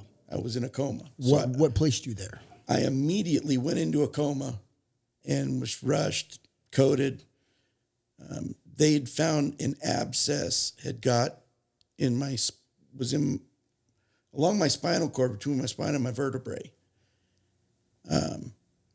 Rob's bringing this up because he wants me to get to it. What had happened 32 years ago is I got shot in the neck. Well, we started this story with that. Because I had taken my first beer. Well, you got shot in the neck because the gun went off, and that's when you had taken your first beer. No, I drank before. Okay. No, okay. I got you. I was just saying, for me, symbolically, yeah. Right. I look back and I could see God had made the plan, but we're going up further. Oh, yeah. There was a bullet fragment next to my spine, and it grew over 32 years, grew an abscess. When I got the paracentesis, I got a bone infection.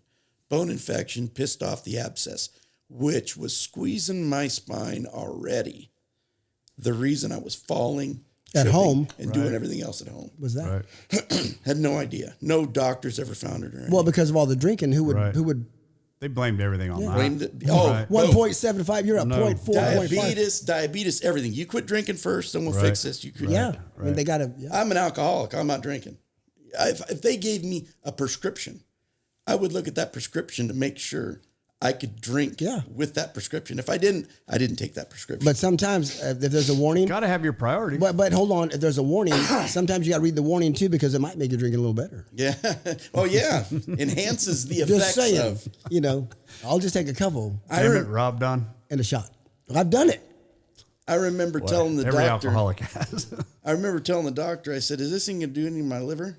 Well, it may. And I said, well, I'm going to worry about taking my liver out. I'm not taking a pill. It's not going to help me, alter my mind. So back to this. So the blood pissed off that.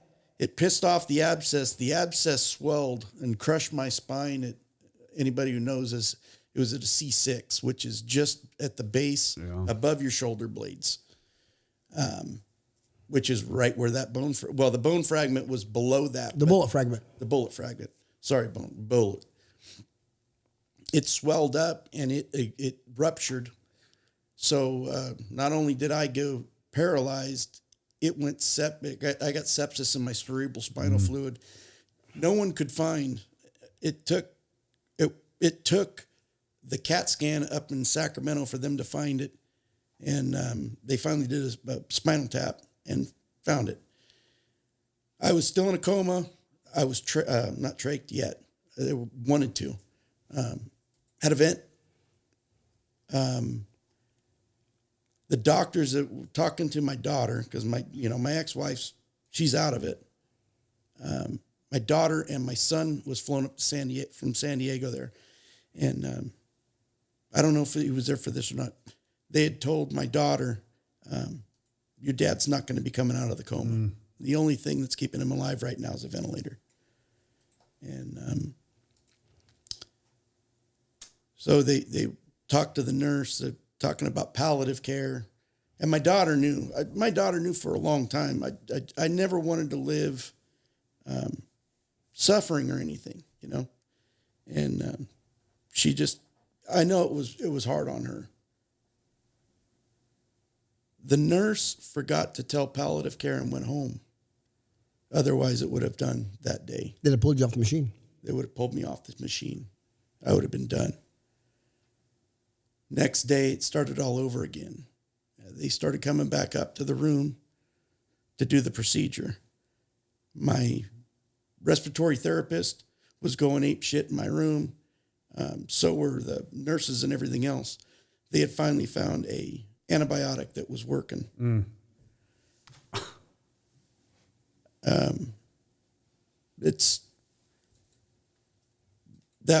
That was tough.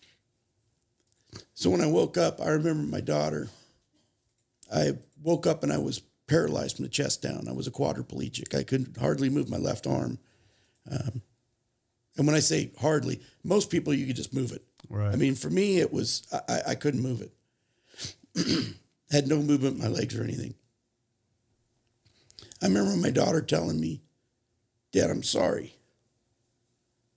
And I really didn't know what was going on. I said, why? She goes, no one knew you were paralyzed.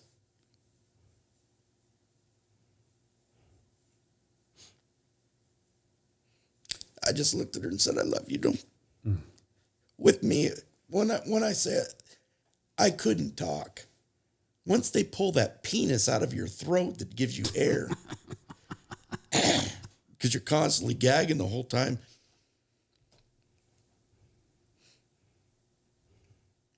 Sometimes I think she's the only reason I'm back. Well, she got you to meetings. She took you home from meetings. That was after. I know, but she never did leave your side, Johnny. She became my caretaker. So I was in a bed took me a long time, close to a year, to see a neurologist. I had a Medi-Cal at the time and was with Managed Healthcare, whatever. Finally got in with Sutter, and I saw a neurologist. And I remember I was starting to run short on money. My ex-wife had started the paperwork for my Social Security and everything. Like I said, I love her. I'm very happy for the things people did. I really needed the paperwork with a doctor's signature saying I'm good for my Social Security, start getting money. You're crippled. My disability. Right. Back and forth, it's all online on My Health. Okay, so it's like a text. I know, I got it. So I text the nurse, and because I finally got an appointment, and I said, can I bring my paperwork in to be signed? So she had sent that to the doctor. The doctor sent it back and said, this is a initial visit. Under no circumstances will any paperwork be done. And I was already wondering when the hell's the next time I'm going to be able to see this lady. So my daughter takes me in, and we were in the office. This was the longest. I had phenomenal service at Sutter. Never waited for anything. Waited close to 10 minutes for the doctor. My daughter looked at me and she said, Dad, you know good things come to those who wait. I always told her that. Amazing when your kids pick up from you. The neurologist came in. Shorter lady, really nice. I thought she was going to be a bitch because of what I saw. Because she's short? Right. No, because of what she wrote back. People are fucking mean and weird. So she walked, angry little turds. She walked through the door and she looked at me and Riley, and the first thing she said, she goes, what the hell? She goes, what? I'm so sorry. I'm sorry. She had read my medical record had MRIs, everything. She looked at me, she goes, John, you had a DNR. You're not supposed to be here. My DNR wasn't anywhere with me, you know. Mm-hmm. So we had talked, and she just goes, I can't believe I'm shaking your hand right now. Immediate change of what I thought it was going to be. She sat down and she twisted her monitor to me. And she said, John, she goes, I got to tell you. She goes, this is permanent. She goes, it's permanent. You're probably never going to walk again. And there was a half moon in my spinal cord where it had pushed it against the vertebrae.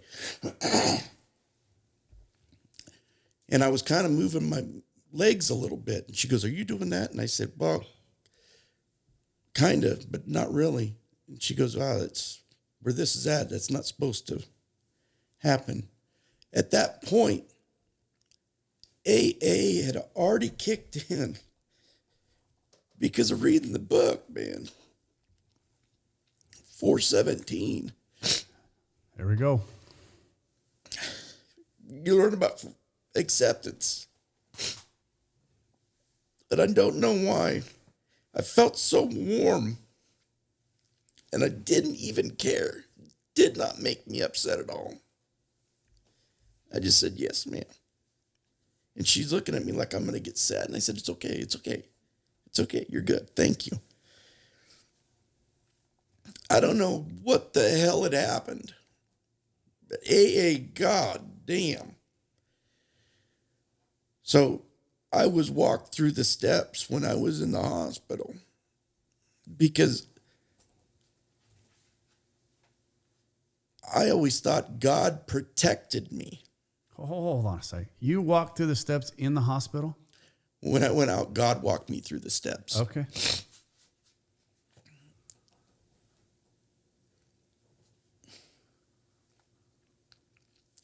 Everything I did, the gifts that I was given when I was there in rehab, I spent 5 months in the hospital. For a while, I was rotated every 2 hours, so I didn't get bed sores. Nurses were supposed to be by a lot to check on me. They weren't. I know what it sounds like to be across the room and hear tick, tick, tick, loud the clock, watching the clock. God taught me patience. It was amazing. He taught me patience and also empathy. And people say, well, why were you empathetic? I had empathy for the nurses that came in because when they touched me, all they had to do was touch me, and I was screaming. The pain was so bad. I had spasticity, and it was all due to my spinal cord injury. And I would tell them, I said, hey, don't stop. You guys are okay. You're okay. No one's intentionally trying to hurt me. I'm a tough guy. I'm going to scream. I'm going to hurt. I know you're not doing this on purpose. So when I'd seen the neurologist and she told me that and I got the acceptance, I was going to be bedridden. And I had a bed in my living room where I'd been living and continued. But when I was at the neurologist, she said, what do you need? I said, pain-wise. And so she gave me gabapentin. I'd never had gabapentin before. And I was already on baclofen, which is for spasticity. The gabapentin's for nerve pain. Paralyzed, I had pain from above my knees to the tips of my toes everywhere. It was like I was wearing socks made out of white hot needles. The burning and the sharp pains was, I can't. No one, if they haven't experienced it, they won't know. I'm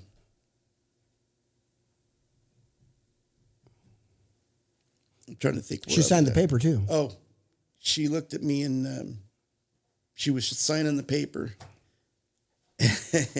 And me being a fucking smartass. I've always been a smartass. I said, am I the exception? And she looked at me smiling and she goes, shut up. I said, no, but she was cool. She used foul language. It was great. See, I'm cool. She was awesome. Yeah, I'm cool. You're never going to walk again. So I'd gone home and I wanted to do some type of home therapy,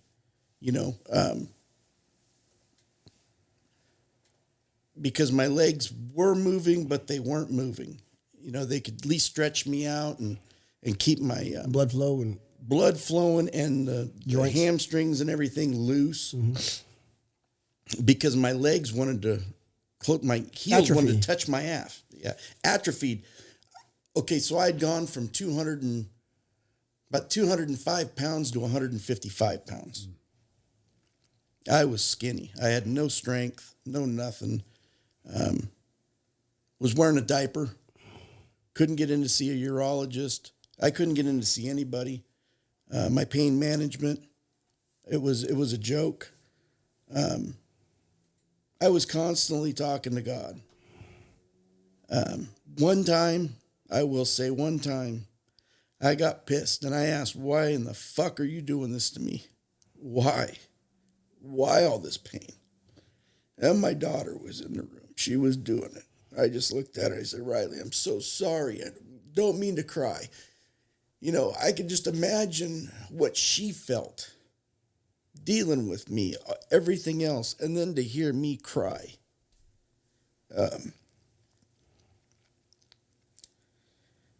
Just talk about practice acceptance, There was something you brought up that I also thought. Will, my sponsor, who never, ever gave up on me, even though I hadn't talked to him in 2 years, he had brought me to my first meeting when I was at rehab. He had bought a handicap accessible van for his dad. So the love already started hitting. And when I'd seen the neurologist was after. When I was at rehab, the first person that came and visited me in Compass. That was your aftercare. That was my aftercare after I was out of the hospital. My first one, it was a short-term acute physical therapy place. And my first visitor that ever got, he walked in. I said, Dennis. And the guy looks like Walter Matthau. Loved him. Deep, gruffy voice. Yes, he was. Yeah. Just to say a little story, in how it works. It comes down, we are not saints. The point is, he would stop everybody and go, what the hell is your point? Yeah, every time. The point is, great guy. And he was skinny. He came in and I go, Dennis, God, you look great. And then he just looked at me, he goes, John, how are you doing? I said, I'm doing good, Dennis. I go, how are you doing? He goes, don't you worry about me. All right. He passed away a few years ago. Yeah, he passed away. He passed away a couple months after he saw me. Oh, no shit. It was only about a month, I think, after his open heart surgery. He battled cancer. Mm-hmm. One, had a heart bypass, came in and saw me. And I don't know if it was at that time or after, he got cancer again. And he just, that was it. He knew it was it. 2 weeks before he passed, he called everybody to say he loved him. He knew. Yeah. Wow.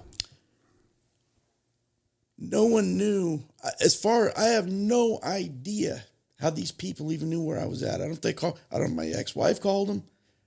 Todd called him. I have no idea.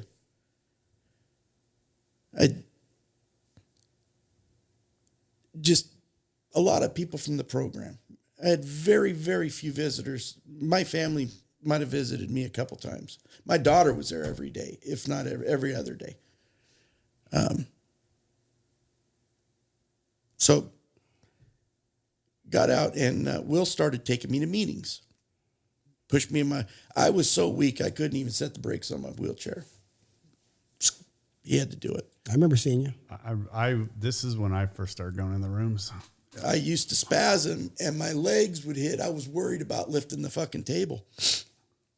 Will was always looking at me. I'm still wearing a fucking diaper. Mm-hmm. I'm incontinent. I want to give a shout out real quick to your neighbor as well. Your daughter. Oh, yeah. And your neighbor. So when I was at home at first, I had 3 people taking care of me. I had my daughter first and foremost, and she worked. So she'd take care of me at night. And I had my ex-wife's cousin who would take care of me. Does she have a name? Jody Sukiyami. Thank you, Jody. And my neighbor, Dawn, who I talked to on the phone when I was in rehab, but I told her about everything, where I'm going to go. And she told me on the phone, she goes, don't you worry about it. We'll take care of you. And I didn't believe her. I said, there's no way you take. She goes, you get your ass home. We'll take care of you. That woman took care of me every morning before she went to work. She'd change my diaper. She'd wipe my ass, get me all cleaned up. She'd dress me, get me into my wheelchair. She'd put my shoes on. The neuropathy was so bad I couldn't sit in a fucking wheelchair. My feet couldn't touch anything. I had to be wearing, for some reason, I had to be wearing socks and shoes. She took care of me. Thank you, Dawn. And her name is Dawn Petrie. She owns Wonder Woman House Cleaning. If I had the phone number, I'd put it. I literally just saw that sign in Valley Home the other day. That's funny. She's a saint. She works her ass off. She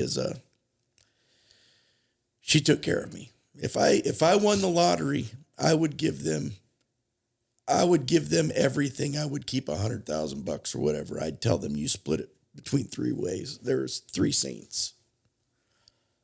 If they didn't take care of me, I would have been put in skilled nursing. My Medi-Cal would have taken care of it, and they would have come visited me, and I would have been there for the rest of my life. I would have been done. So I got home, and they weren't going to give me home therapy because my neurologist said it's permanent. So they were, insurance company didn't want to cover it. Finally, I got the doctors, them coming in, and had a physical therapist and an occupational therapist. My physical therapist, she actually rolled me to my sink and put a pillow between my knees and the cupboard underneath. And she took my arms and put them up on the sink, and she would help me stand. That was the first time. And when I stood by myself, I wore a gait belt where she could hold me just in case. I would rock back and forth. Just the tenderness of the therapist. The special one was my occupational therapist, Cody. Apparently he'd been paralyzed too. He was a weightlifter. I remember we were sitting next to my, I have a pole next to my bed with a handle on it. And he's like, stand, you can stand up. And I couldn't, I'm trying to stand up out of my chair. I couldn't with one hand. And he said, John, he goes, what I want you to do is I want you to close your eyes. And he goes, think about it. And as you're thinking about it, try to do it. Visualization. I opened my eyes and I was standing up. And as far as my incontinence, I talked to him. And me being a guy, wanting my dick to work again. He said, John, you can visualize that too. He goes, and close your eyes and try to do what you did before. So I need to speed this up and get going. Started going to meetings, and I never really thought about it at first. My daughter would take me to meetings. At first, she'd go in with me because I was too weak. I couldn't even roll my wheelchair. She was bringing you to meetings when I first met you. Yeah. Well, her and Will. And I remember one time I shared, and I got it. I never even realized it. I started choking up then. I said that I had sat down and prayed. And right there, right now, God had answered my prayer. I was at that meeting. That's why I brought it up earlier. Not the reason I wanted to be, But you got to go to meetings. I got to go to meetings. I had no excuse not to go to meetings. Got you. And but in that meeting, I want the gratitude. This is where, when you talk about God walking you through the steps, the way you spoke when you got back out of all that, totally. I mean, I've never heard anybody speak like that. I remember. I was in that meeting. But I was in that meeting when you said that. Right. Just the gratitude in a chair. God answered my prayer, and I'm so grateful. I remember that. I was so God. And the one, God gave me so many gifts. Everybody be so pissed off. I get so fucking pissed off with people. Quit being fucking victims. I understand shit happens. Preach it. God does it for a reason. Everything happens for a reason. I was never mad at my God. I was never mad at my Creator. Rob brought up footsteps. If you haven't seen it, you need to go read the poem Footsteps. And you also need to see the picture that it's usually on. Basically, a guy goes up to heaven, and God's got this picture. He sees this big screen where the guy goes back in his life and he sees all these things he's done and these two sets of footsteps in the sand. And he looks at God and he said, God,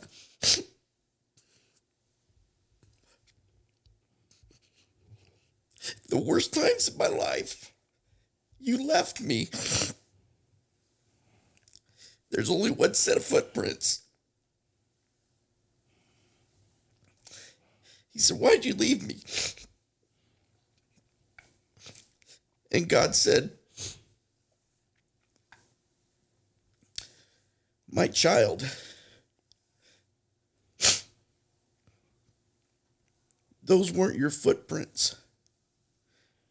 Those were mine. I carried you. Mm-hmm.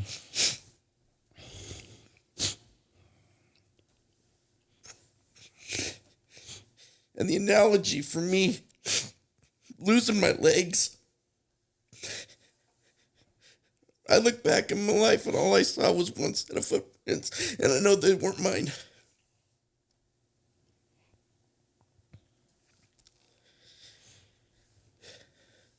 So the one gift that God gave me, probably the most important gift he gave me, when I woke up, I remember my brother was there when I was enough to where I could speak. I said, God, I want to fucking chew. And my brother said, John, you haven't chewed in 3 weeks. In my coma, I was chewing plenty fine. My wife hates this part. I was chewing so much, I chewed through my fucking hose for my ventilator. They don't like that. Those are fairly expensive, I guess. The one thing that I did not have a craving or an obsession for when I woke up, to this day I don't, is the obsession or craving of alcohol.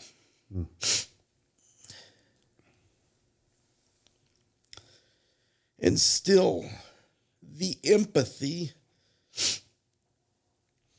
and sympathy of those that do, because I still know, God, I know the fucking chains that you're in going through that. It is one of the hardest things. I know Pat at meetings uses an analogy. It says, once you pick up the bottle and you open the lid and you take a drink, you start dancing with a gorilla. Mm-hmm. And you stop dancing. You stop dancing when that gorilla stops dancing. And for our listeners, that's Toucan Superman Pat. Yep. So anybody that says this program doesn't do anything for them, all I know is all I hear are fucking voices. Mm. The voices keep me sober.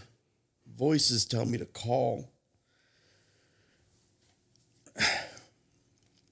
One thing I've said, and I finally have an answer for it, is I have a very good friend, Michael, that I met in Knights Ferry when I first got sober the first time. And Michael's extremely special to me. He always I said, dude, I got no fucking friends. He said, Johnny, you got us in AA. And I said, yeah, I know. Yeah. I thought about that. And I don't have any friends. I had one friend. I don't know what I did to him. I thought we were best friends. Him and his dad built a handicap ramp to my house because that was one of the regulation things that I had to do to be able to get in my house. I couldn't have steps. I had to be handicap accessible. And he brought me Chipino. New Year's Day, 2024. Still remember that. August came around, I hadn't seen him. I know everybody's busy. So I texted him. I loved him and his family so much. I texted him and said, buddy, I don't know what I did,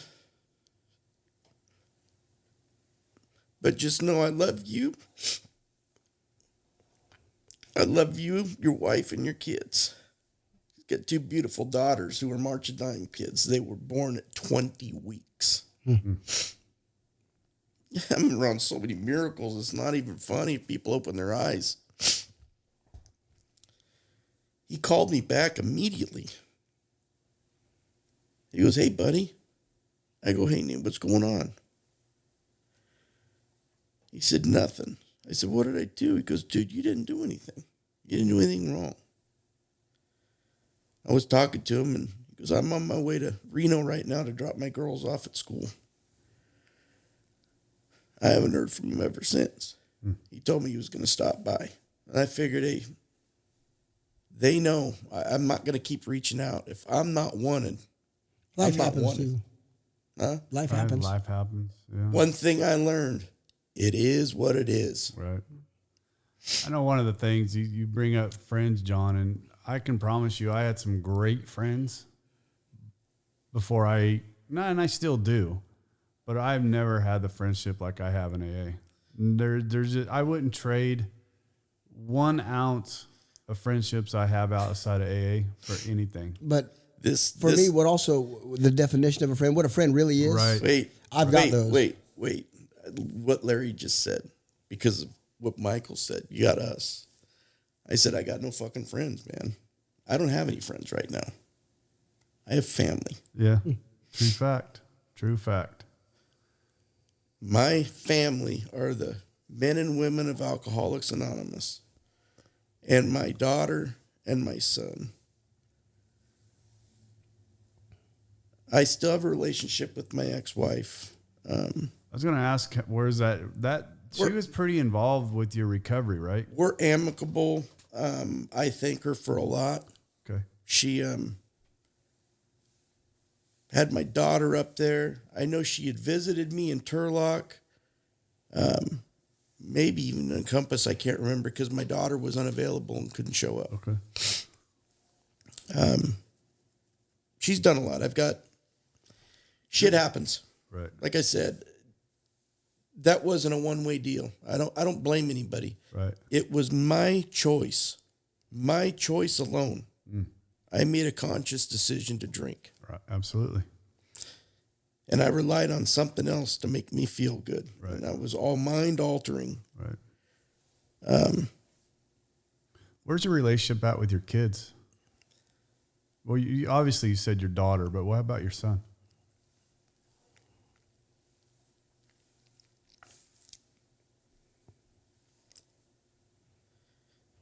Phenomenal. Mm-hmm.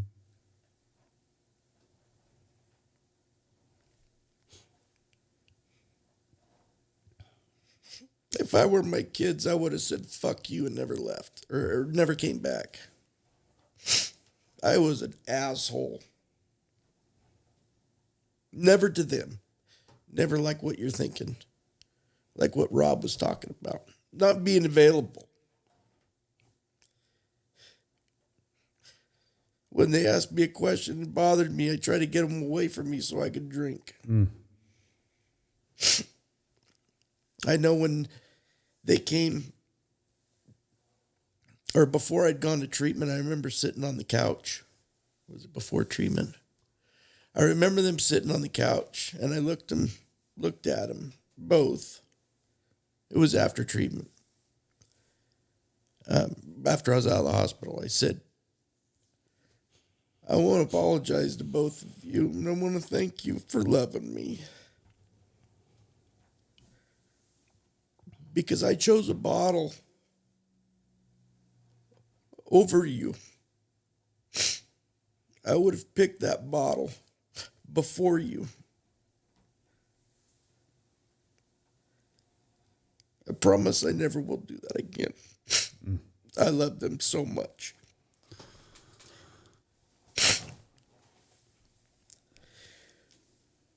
the gifts that sobriety have given me,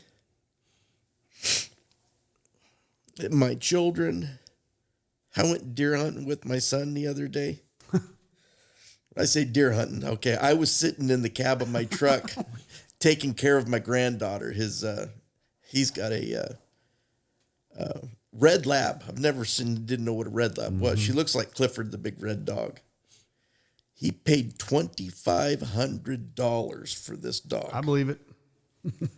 I got one downstairs about the same price. She is the sweetest thing.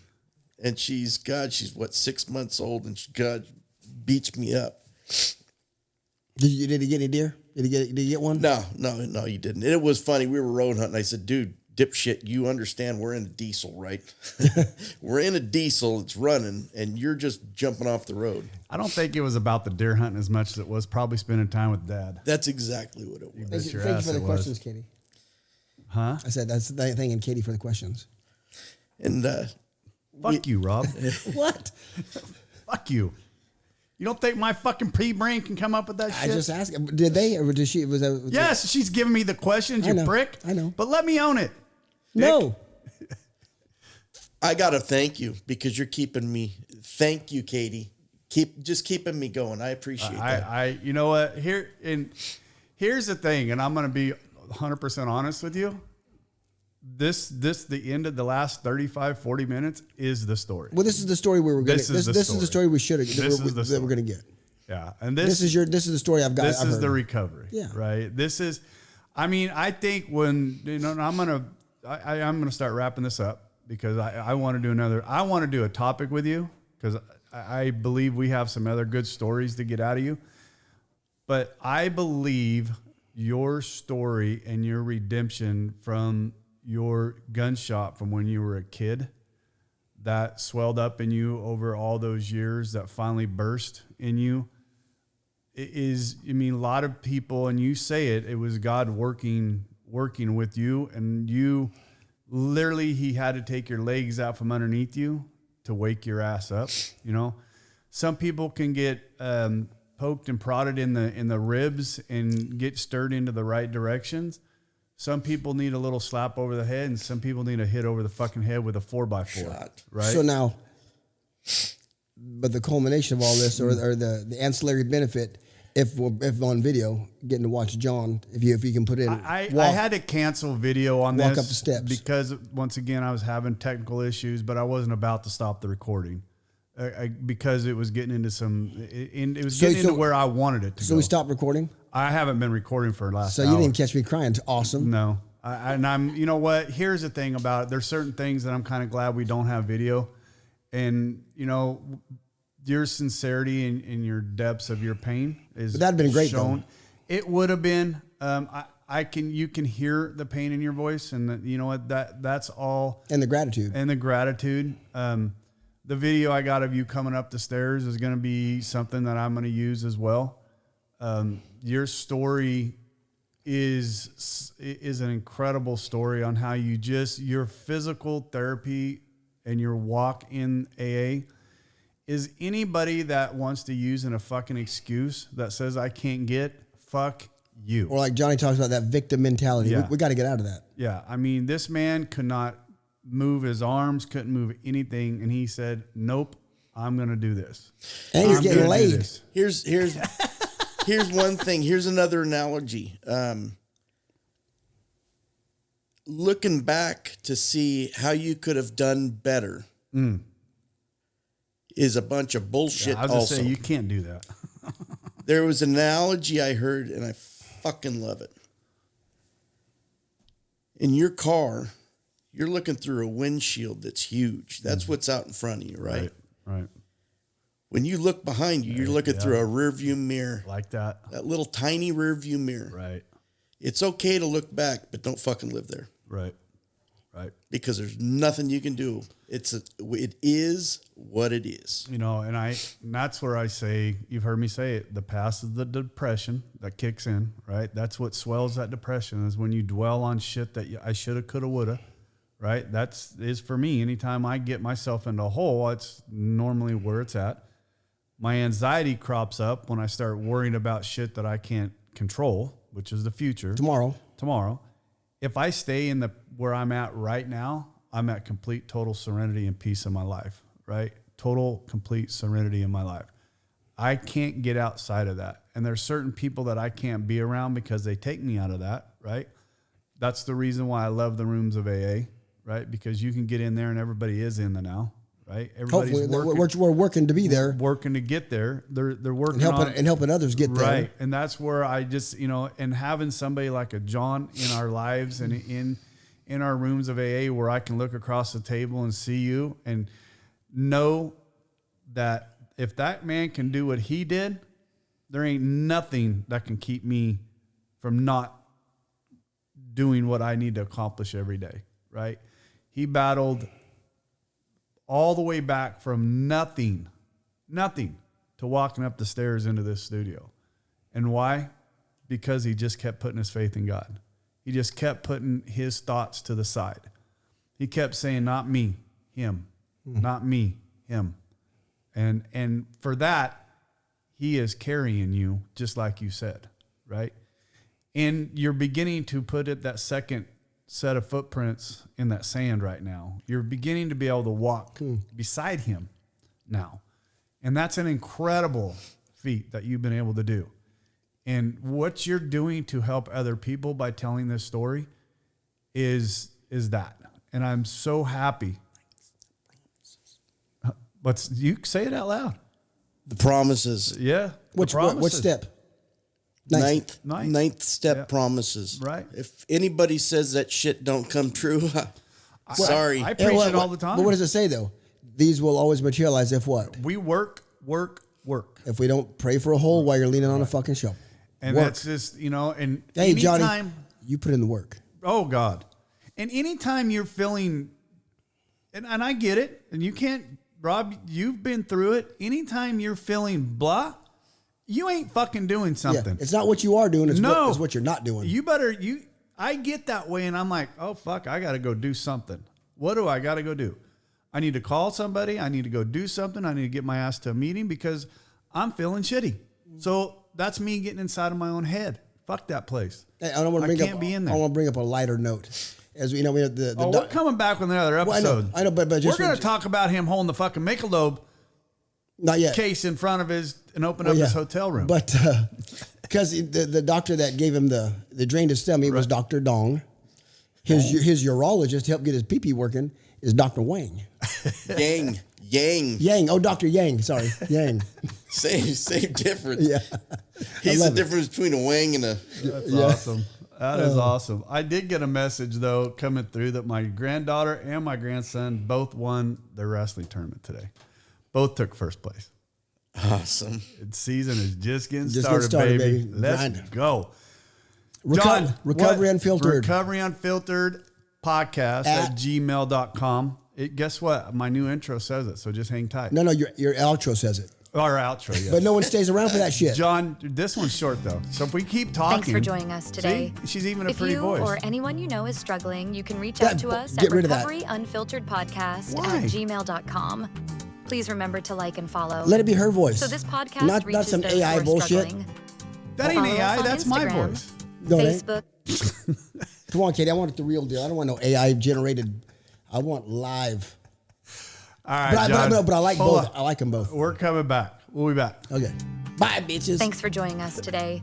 If you or anyone you know is struggling, you can reach out to us at Recovery Unfiltered Podcast at gmail.com. Please remember to like and follow. So this podcast reaches those who are struggling. Follow us on Instagram, Facebook, and TikTok for more entertainment and news. God bless.